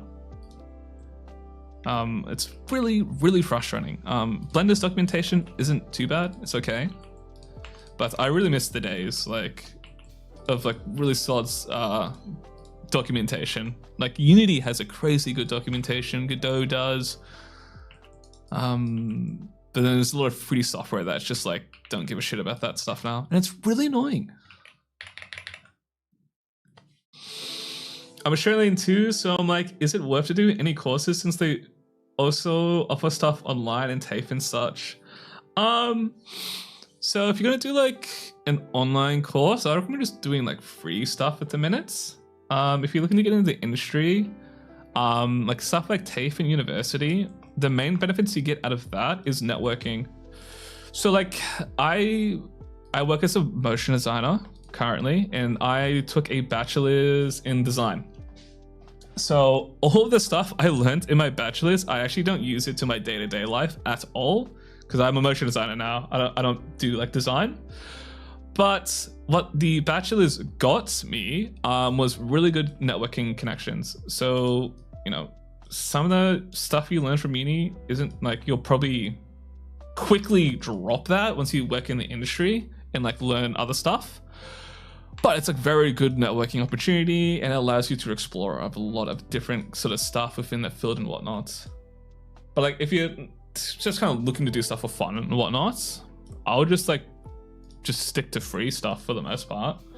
Like I learned a lot of things just through trial and error, doing it for free and whatnot. It's very rare that I feel like I need to like pay for a course. And also I'm very cheap. Yeah, it's usually who you know and not what you know. Yeah, it's the thing to where like, it's just how hiring goes really. Like if it's someone I haven't like ever heard of, it's like kind of hard to consider them too much for like a role, just because it's just that thing to where it's like the creative field is kind of a stressful job, and it's someone, if you're hiring, it's like you feel much safer hiring someone that you know is a known known sort of like thing, rather than like someone who you have no idea about or has like no like rep stuff like that. But yeah, I recommend if you're like still figuring stuff out, you know, stick to as much free stuff as you can. There's a lot of like free resources out there nowadays, more so than ever. I think when I first started doing 3D stuff, there wasn't like too much to where I had to get a little bit creative, but especially nowadays and recent, there's so much stuff. For me, ideally, I'd like to do freelance while working part-time. Yeah, that's a good way. That's a good thing to do, because it's like freelance is really good because you build up connections and stuff like that. It might be difficult starting out to get freelance stuff because there's not a lot of people looking to like hire I guess juniors and stuff like that for freelance. It's a little bit harder to where you might not get the most like best gigs, but I guess it really depends. Because like we've hired junior motion designers in the past where I work, but we don't really typically do that because it's not really like a worthwhile investment. Because there's that sort of thing where like there's still like learning and stuff like that, and like when we hire freelancers at an agency, we kind of like need this stuff like done quickly. But it's like that's just the context of agency. It's different if it's like a company just like asking for like can you like 3D model like XYZ for me.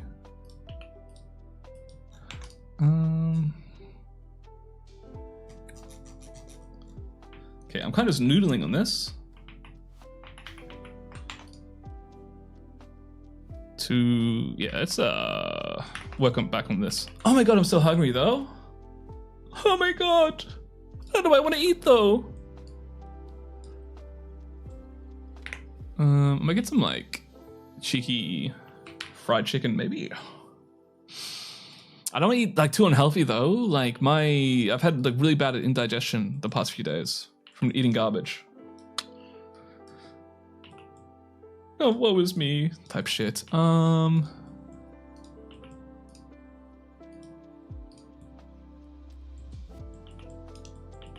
might just grab like a fried chicken sandwich or something. Just something small. And have like a better meal later tonight maybe. I'll cook something. Okay, the back. Okay, so this back bit looks awful, but we'll tweak it. We'll work on it.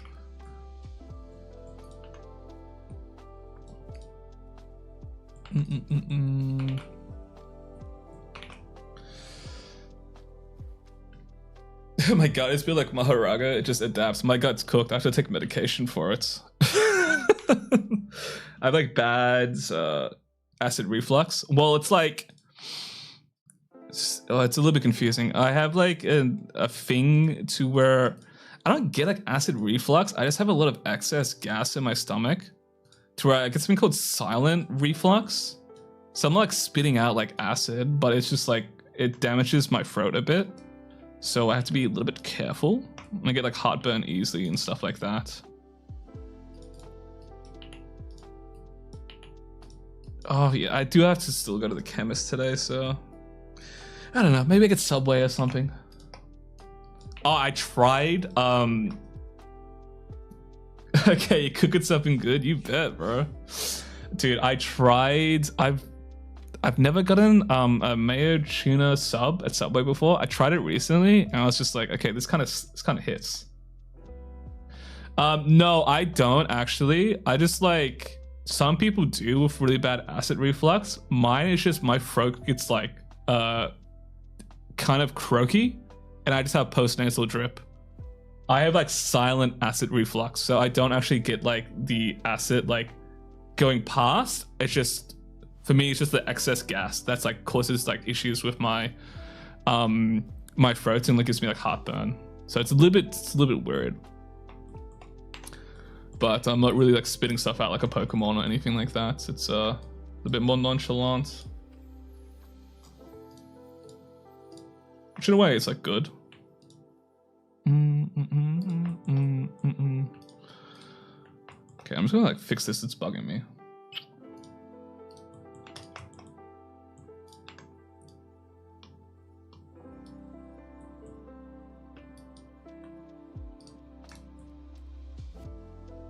Yeah, it's fine for now.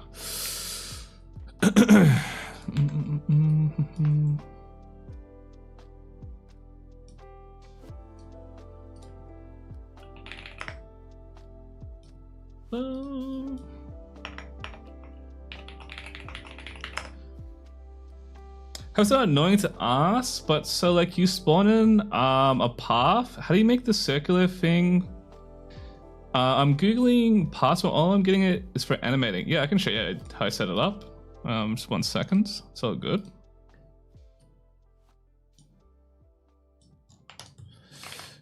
Okay, so I'll just make a new scene and show you how to do it from scratch. So you're gonna need two things, right? You're gonna need first, you're gonna need a path curve. So we'll just go into curve, path, bang, that's in there. And next you're gonna need the bevel profile. So to make that, you go into curve and we're gonna do NURBS circle. You can either do the Bezier circle or NURBS circle. I prefer NURBS circle. So we're gonna click that and create that. So now we have two curves, right? We have the path, which will determine where the hair strand is, and the bevel profile, which is the circle, that will determine the shape the hair gets. So on our path here, I'm gonna click that, and then, excuse me, in our properties tab, we're gonna go into data, hit the geometry tab, open that up, and then under bevel, instead of like it being round, we're gonna select object. Now what this does, it allows us to pick an object to have the bevel profile set. So then from here, we want to grab our NURBS circle, and then there we go, we have our hand strand. So by default, it's gonna be quite large like that, right? And it's gonna have a high resolution. So if you wanna reduce the resolution, you can change the resolution in both paths under the resolution preview. So if I turn that down on the circle, you'll see it's a lot more reduced, and the same for the path as well. Now, if you click on the path and you hit tab and go into edit mode, you'll see the points that will determine your path, right? You have a couple of options with this. Mine doesn't show the mesh, it's just the line. Make sure that when you're doing it, like you're setting the object to the circle, and make sure that like you're not rotating like the circle like this. You just want to make sure it's all flat. But then like from here, you'll have like a bunch of options to where if you press Alt S, you can change the scale, right? And if you press like Alt T, you can change the tilt. If you want to look into more, probably a better way to do this is like an in-depth tutorial. I would recommend YouTubing hair curves, and that's how you'll probably find a good video. I think Yarn Sculpt has a good video on it. But yeah, just make sure that with like the bevel profile like this, that it's actually like flat and you're not like rotating the vertices itself. Because that, like any adjustments to this profile will be applied to the curve. Even the stuff like scale and whatnot, because this is determining like your profile. But yeah, if you're still struggling, I'd recommend looking at a tutorial, and you'll probably want to search hair curve modeling blender, and you'll probably find some good results there. Okay.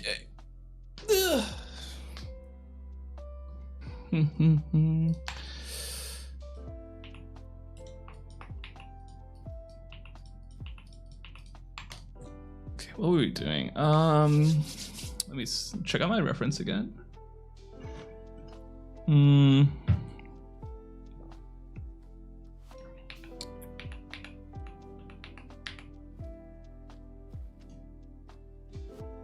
Yeah, I feel like this can go longer down.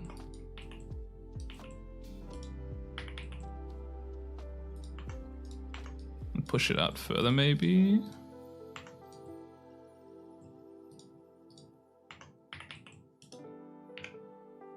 Found on Yarn Sculpt? Yeah, I think that's the one. It's an old video, but that's, I think I found out about this, like doing the hair sculpt. Not hair sculpt, the hair curve stuff.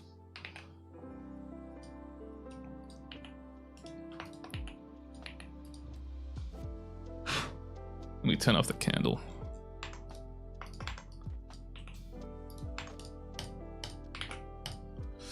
Okay, I think I need to go piss. Might BRB in a second.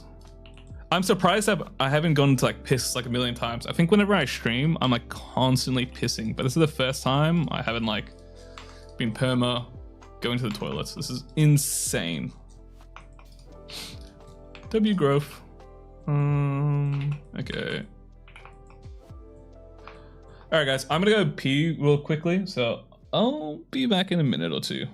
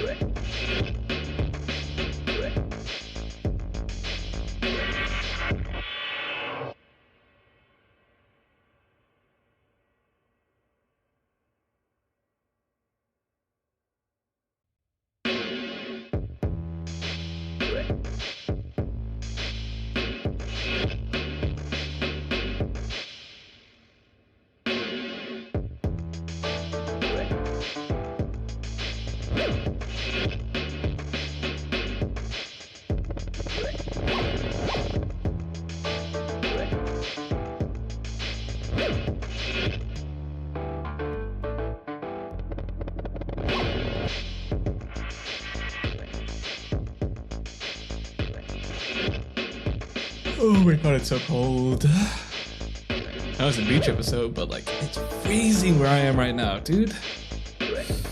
Ooh, I should take some Panadol. A bit of a headache.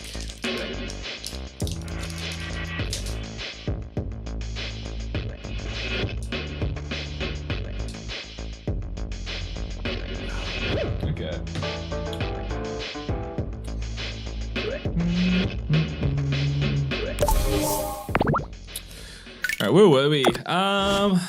Let me calibrate my stuff because I'm standing.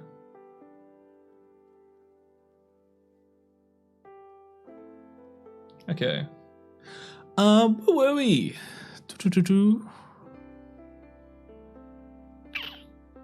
Yeah, I was like modeling the hair. I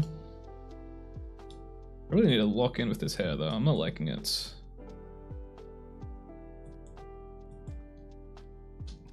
Let me just have a look at the reference again. I feel I'm doing something. I'm missing something here. Okay, I think I see the problem.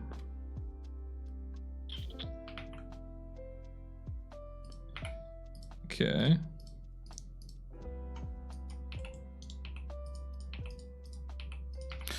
Also, look at a random hair tip. This might be helpful for some people. So sometimes I will do this. What you can do, if you're like having issues placing hair around the mesh and getting like a nice overall form with like the curves, what you can actually do is you can spawn in a cube, subdivide it. The shortcut for that I just did is just Control 1. In fact, I'll give it another subdivision by hitting Control 2. So you can have it this like little sphere in place, and then you can like use that as a guide to where you want to place your curves around, and that way it's like an easy way to like have things be like a sort of like uniform shape, I suppose. It's something I do, like I did quite a lot when first starting out. As there's a random tip. Okay, I think I need to work on these individual shapes more. I think that's where I am getting thrown off. So, okay, let's do that. Let's start breaking it up. So I'm just looking at the reference now, and I can see that like there's some things from like not exactly nailing, but we can fix that.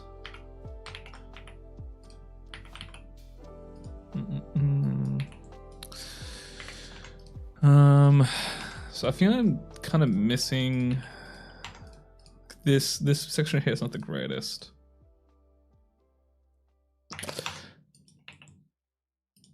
You know, hair is interesting in that, like, you know, it's quite a complex thing, but like really it's more so just like a test on like your looking like your design skills, because to make appealing hair a little bit, it's just about big, medium, small, and just ensuring that you have a nice variety of shapes and like nice flow with it, to where it can be a little bit hard to do, like when you're modeling it, especially because you need it to look good from every angle. It can be quite difficult. At the same time, it's like difficult to design it as well. So I always recommend, when you're modeling stuff, don't just go with a blank canvas. Have like a reference or something, like a little guide, just to save yourself from the hassle of like figuring it out as you go. Because I didn't spend much time modeling the hair. I mean, sketching the hair. I should have.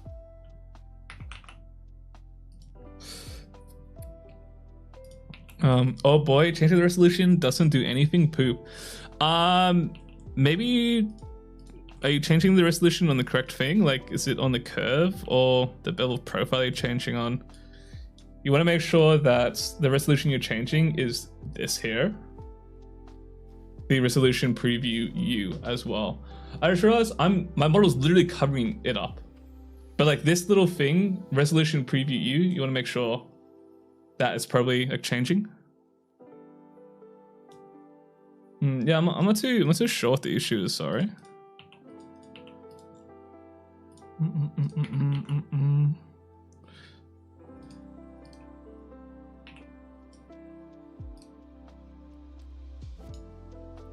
Yeah, they are, right? Man, ZZZ has like such good like character design. If only it wasn't gacha.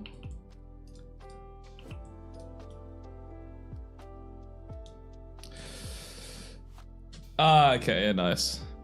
Like, dude, I've just banned myself from gachas after like that whole me low-key playing ZZZ like it's a part-time job. Shit's dangerous for me. That's why I don't gamble. It's not quite right, is it?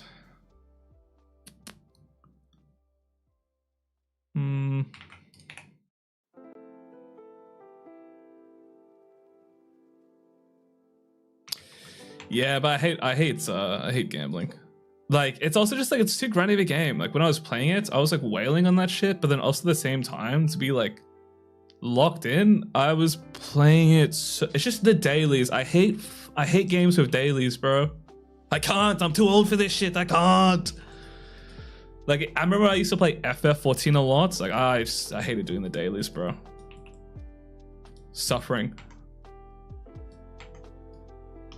Like, like the dailies and stuff is good when I don't have like anything on, but like nowadays I'm like really busy in my life, to where I don't have time to play a lot of these online games and stuff like that, because it's just too much grinding. Hey, how's it going?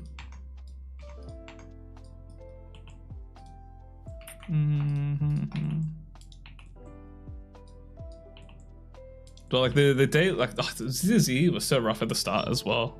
The TV mode, like, dude, that was butt cheeks. I think it's gotten better now. Like, there's like less of that TV mode stuff, but that was like, oh boy, that was awful.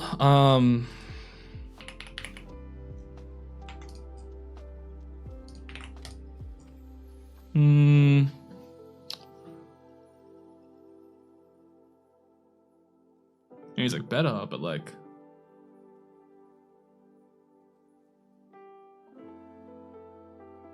I'm just thinking about the shapes here.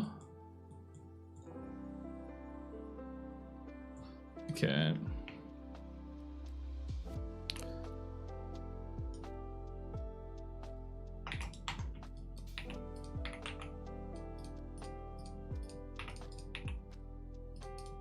This is pretty sick. Thank you, thank you.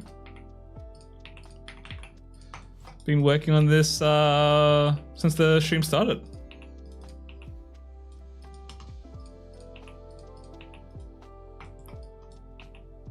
I feel like it's lacking a little bit of detail of the hair. It's went into a little bit more breakup, maybe. I could help it out, potentially.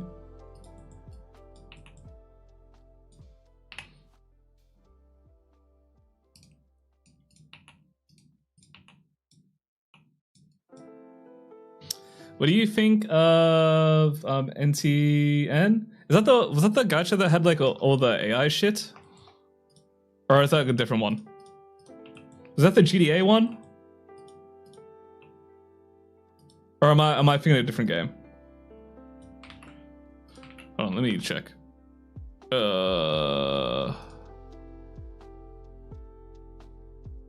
That's the GDA one, right? I saw they used AI and I was immediately like, nah, I'm good, G. I think. Cool, is this a commission for somebody? Nah, it's just fan art of a VTuber that I'm just doing for fun. No, yeah, I never played it. I saw some of like the visuals looked cool, but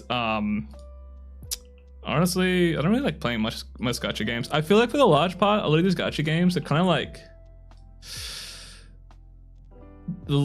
they're just a little bit like not mid, but like, all right, I just play like the actual single player games that they're trying to be, sort of thing.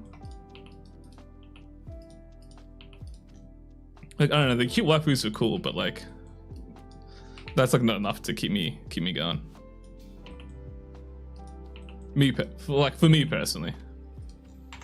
Hey, thank you for the follow. Welcome on in. Welcome.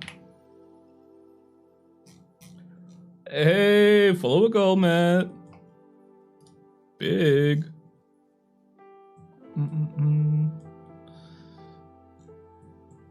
Let me change my music. I've been listening to punk for too long.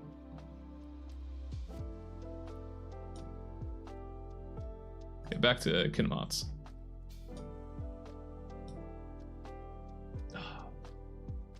Just magical. But I don't know, like I'm not really invested in too much gacha games. I like keeping up to date with it 'cause it's like kind of funny. I What did you win?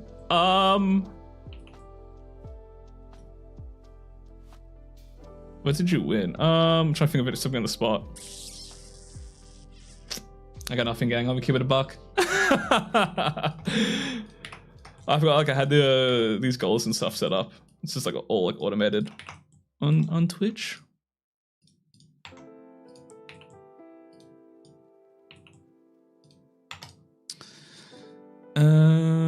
Okay, that's not looking right, but I think I just gotta keep tampering with it. See, I think like when I model hair, it's like one of the longest things I do because I literally just don't know what I'm doing half the time. And this is still like fairly early days because I haven't even like combined the mesh and stuff like that. But like all the time when like I'm modeling, you probably can't see because my tracking isn't like the greatest. But like I'm literally like leaning back and forth. I could just zoom out, but sometimes I'm just like leaning back to get like see how it looks from afar and stuff like that. Kind of just helps me like lock in with the details and whatnot. It's not too bad really. This back bit needs some work though. Man. I need to replay Kingdom Hearts 2. That shit's like so good, bro.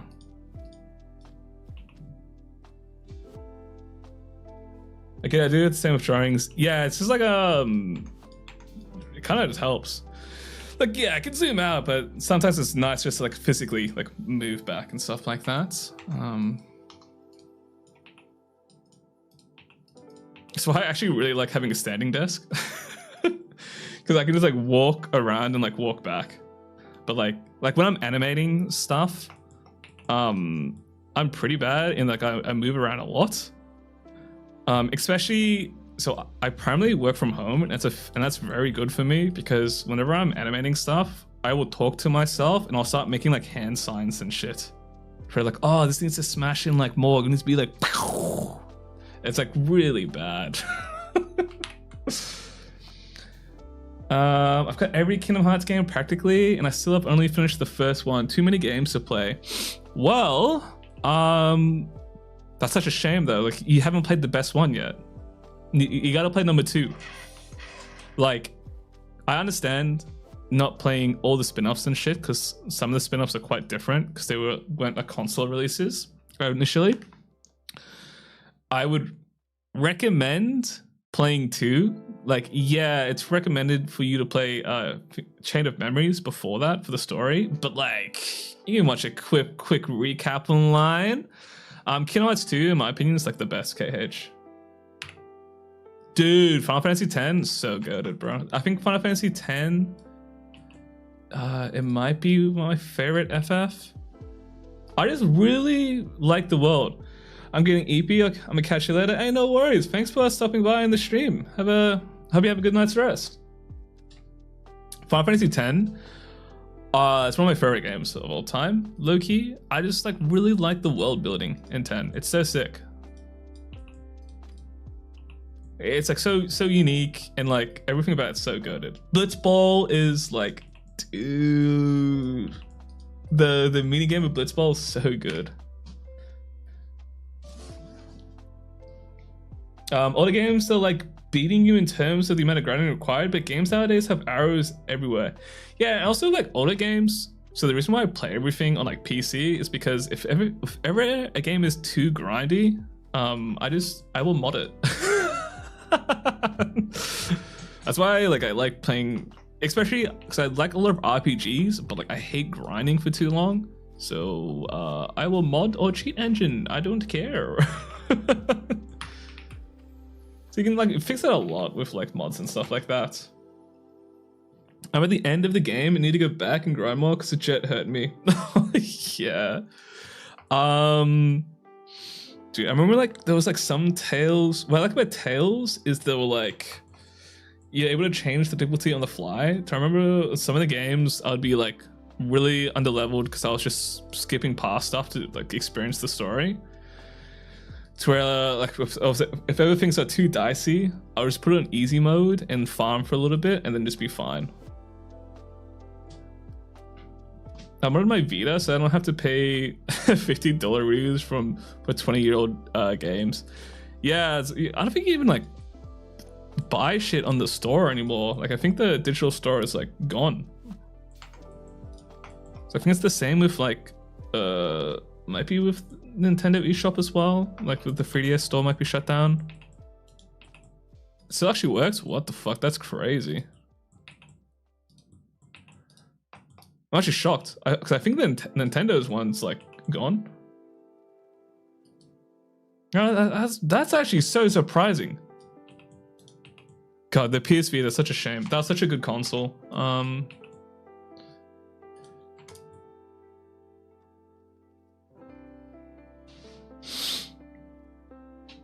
The PS Vita was such a good console, I think.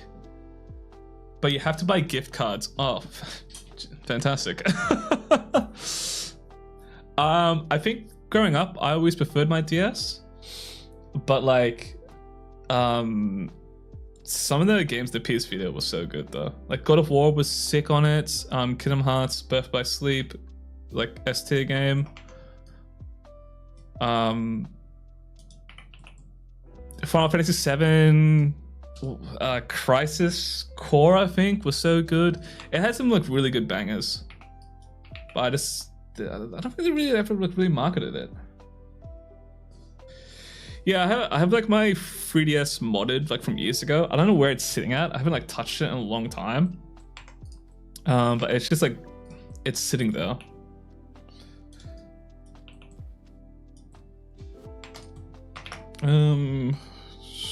Okay, what are we noodling? Let me have a think. No, let's not do that.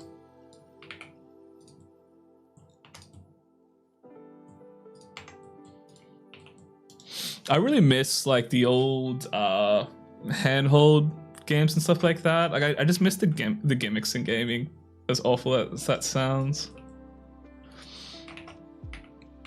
Like the PS Vita with like the back touchscreen, just the DS touchscreen, and just all the wacky Wii shit.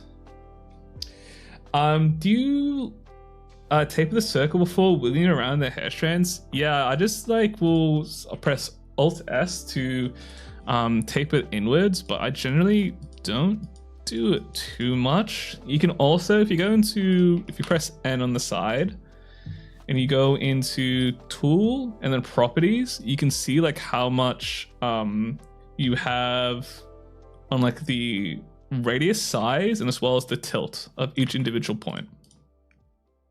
So you can see here that like for the most part, it's pretty somewhat consistent, the radius. It just changes at the bottom because I just have it scaled down right small.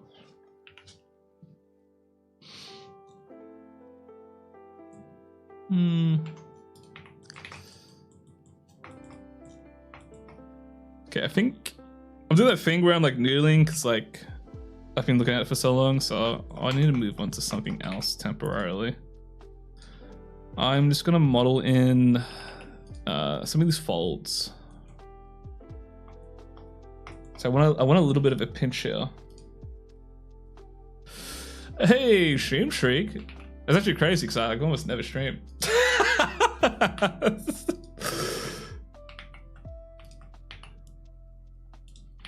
I will say though, I'm currently on a mythical run to where I've consistently streamed for 3 weeks in a row. And when I say that, I mean I've just streamed like 3 times. But like that's pretty big for me. I'm not really a big guy in consistency. But I am gonna try and fix my sleeping schedule, so I might be able to do streams in the morning before work. We'll see about that though. We'll see.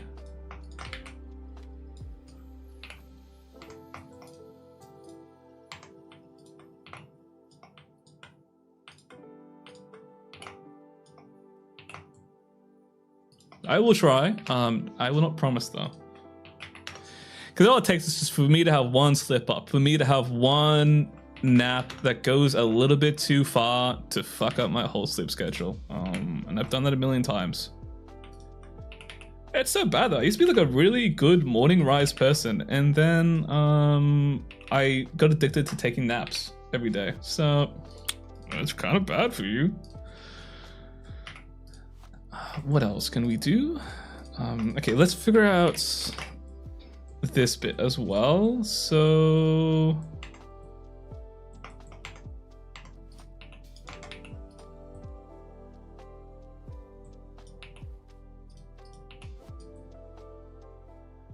I'm just figuring out how I want to merge this stuff together.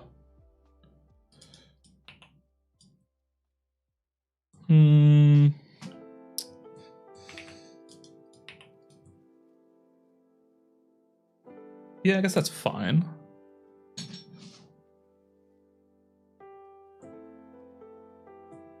Yeah, let's just go with that.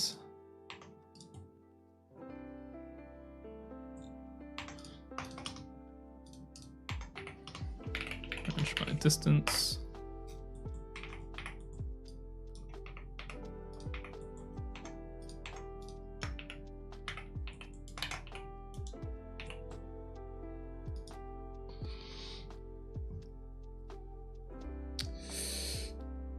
Bro, you'd be so big if you could upload more. Yeah, I know. I don't upload too often. I just like, I'm just very busy. My day-to-day life. So those videos take me a long time to make. Cause it's just me making them. There's like, it's like two things. I have to like make the thing I'm talking about, and also I then have to edit and script and do all the voice overs and stuff like that. To where at the moment, because I've just got a busy schedule, because it's like I'm working on other projects outside of like the YouTube stuff, so it's really hard to manage and things like that. But we'll see. I'm trying to do a few changes in my schedule and stuff to allow for more, I guess, freedom with these sort of things, but it's something I'm definitely trying to manage and do better, I suppose.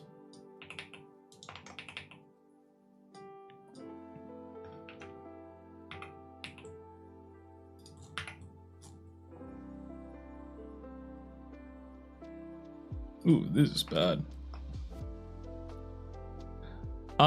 Sorry for asking, but I was wondering if there's a place where I could DM you to ask for some little tips and help.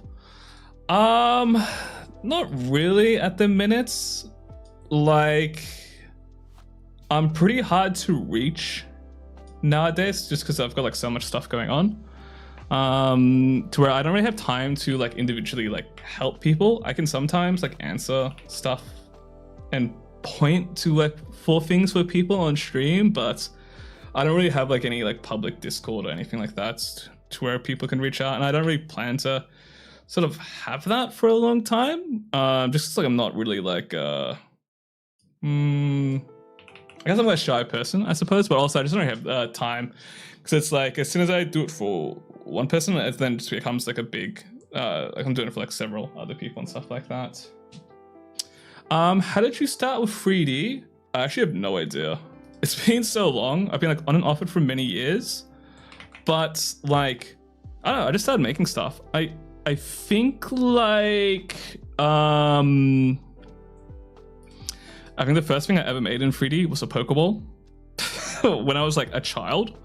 To where I remember just pirating some random software to make a Pokeball because I saw a cool YouTube video. And then I didn't do like 3D stuff until like years later, until I was in university. But I don't know, I just like, I just started watching tutorials and started making stuff. I don't really have a particular pipeline that people should follow to like learn. My best recommendations, because it's going to be a future video I do talking about how to learn stuff. My best recommendations is just start making stuff, you know? Watch some basic tutorials and just start making stuff. Is it normal to be able to only scale the hair on the Z axis? Not too sure what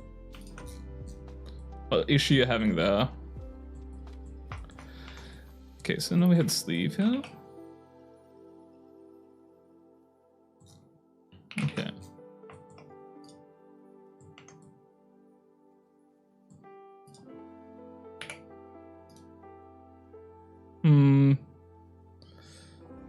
Yeah, I'm just gonna keep that in there.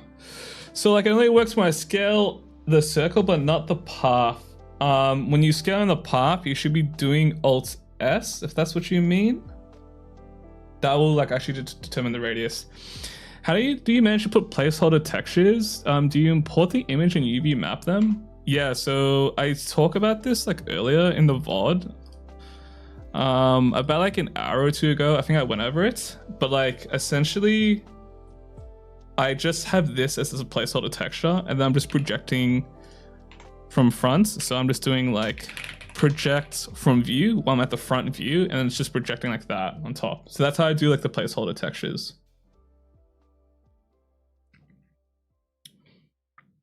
Yeah, I think the donut tutorial is kind of like, his older ones used to be kind of good. Also, the donut tutorial guy, he's kind of like fallen off the wagon with AI. I think like a good set of tutorials I'll probably recommend is a guy called, I think his name is Grant Abraham or something like that. It's like Grant something. But like for your first projects, start with something like really small, like really simple. Like don't like immediately go like, how can I make like a high poly character from the very start? Like, you know, baby steps, because you don't want to like get demotivated, because the very first thing you're gonna do is learn how to use the software. So you want to make sure you set up for success. You don't want to do something that's like really difficult. Don't tell me that. Please tell me it's not true. Yeah, the donut guy fell off. I'm gonna keep it a buck. It's a shame because he was Australian, so he's interesting, I guess. I'll just leave it at that.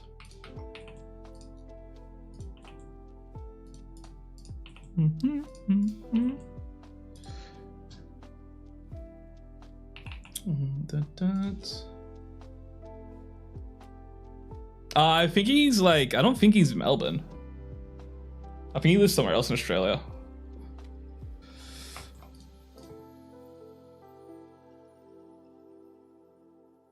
You are a new Australian. It's actually so funny.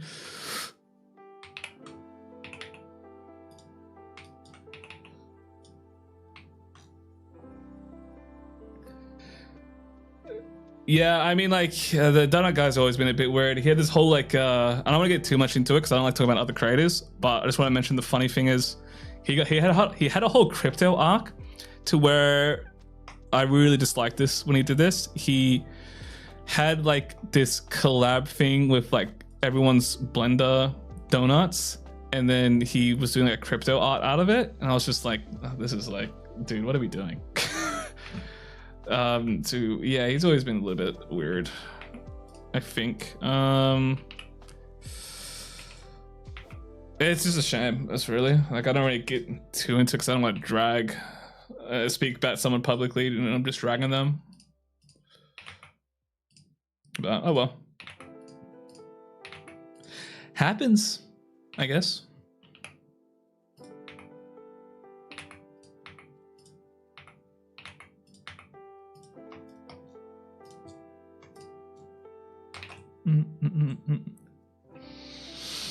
Funny story, I once encountered a math YouTuber in the mall, and just by, I said good afternoon because my brain recognized.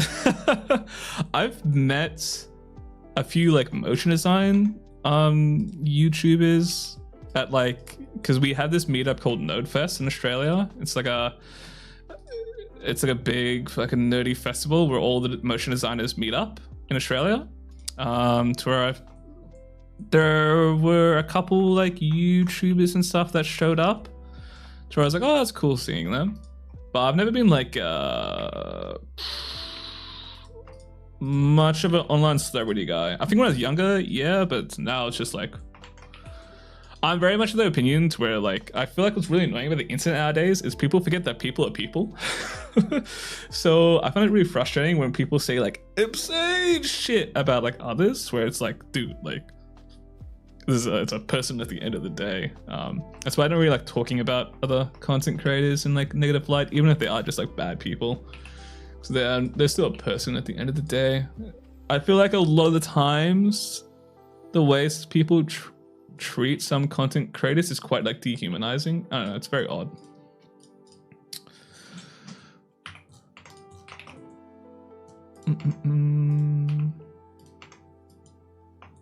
That's kind of crazy. You just like bumped into them randomly. My thing was like kind of like straightforward. I knew I was gonna bump into like random YouTubers and stuff like that because it's like at a conference, like a creative conference where like, yeah, they're invited to. Like there's no shot that I don't see them. I did think about it. I did randomly see anything for views like Chad. I've seen him a couple of times in the city, like on Tinder dates. I've seen him bumped into a few times at like places. I mean, that's the only like YouTuber that I've ever like randomly encountered though, because like, you know, Australia. What do you think is more difficult, 3D or motion graphics? Well, I do both. I do 3D motion design. It really just like depends. This song sucks. I don't know, it just depends. I think each have their own difficulties, you know? It's like hard. There's no rule like what's harder, because you can argue like either, to be honest. But at the end of the day, it all shares the same fundamentals of like animation and stuff like that, and design to an extent. I think the main difference is just the technical behindings, really.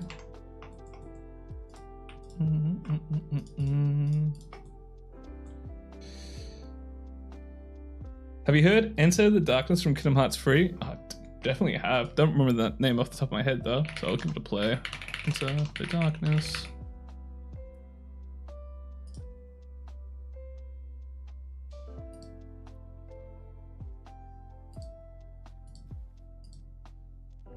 Oh yeah, I remember this. Oh, I'm just getting like flashbacks of me playing 3 years ago. I've been practicing a tiny bit of drawing, but will continue tomorrow because I'm tired. Yeah, take a break, man. No point overworking yourself. It's always good to take breaks. And naps. Naps are great. I kind of want to take a nap after the stream, but I know it's low-key a little bit too late, and I have to go to the shops. I have responsibilities. Oh my god. Bastard. No, take over. There we go. Alrighty. What are we at? 4 hours on the mark. I might start wrapping up here, guys. I feel like I'm just doodling away. Actually, let me before I decide to actually clock off, let me actually think if I actually do want to clock off now. Because low-key, sometimes I end stream too early, and I'm like, I could have streamed for longer. But look, I do feel like I'm just noodling at this point. Okay, so I'm unsure if I'm gonna finish this off stream. I might just work on it tomorrow. I'm not too sure. I might stream tomorrow. If I do stream tomorrow, I'll probably post something on Twitter saying I'm going live and do another YouTube post thingy. But if I don't, you will all see me again next week, same time, same day. How do you measure the hair? I try and it ended up like spaghetti. I think I would suggest checking out the last stream I did at the end of that stream on YouTube. Check it out. I go over like the full hair process. I kind of speed run it, but I explain it for the most part quite well. And I cover like how I merge the hair as well. I think it's like towards the end of the stream.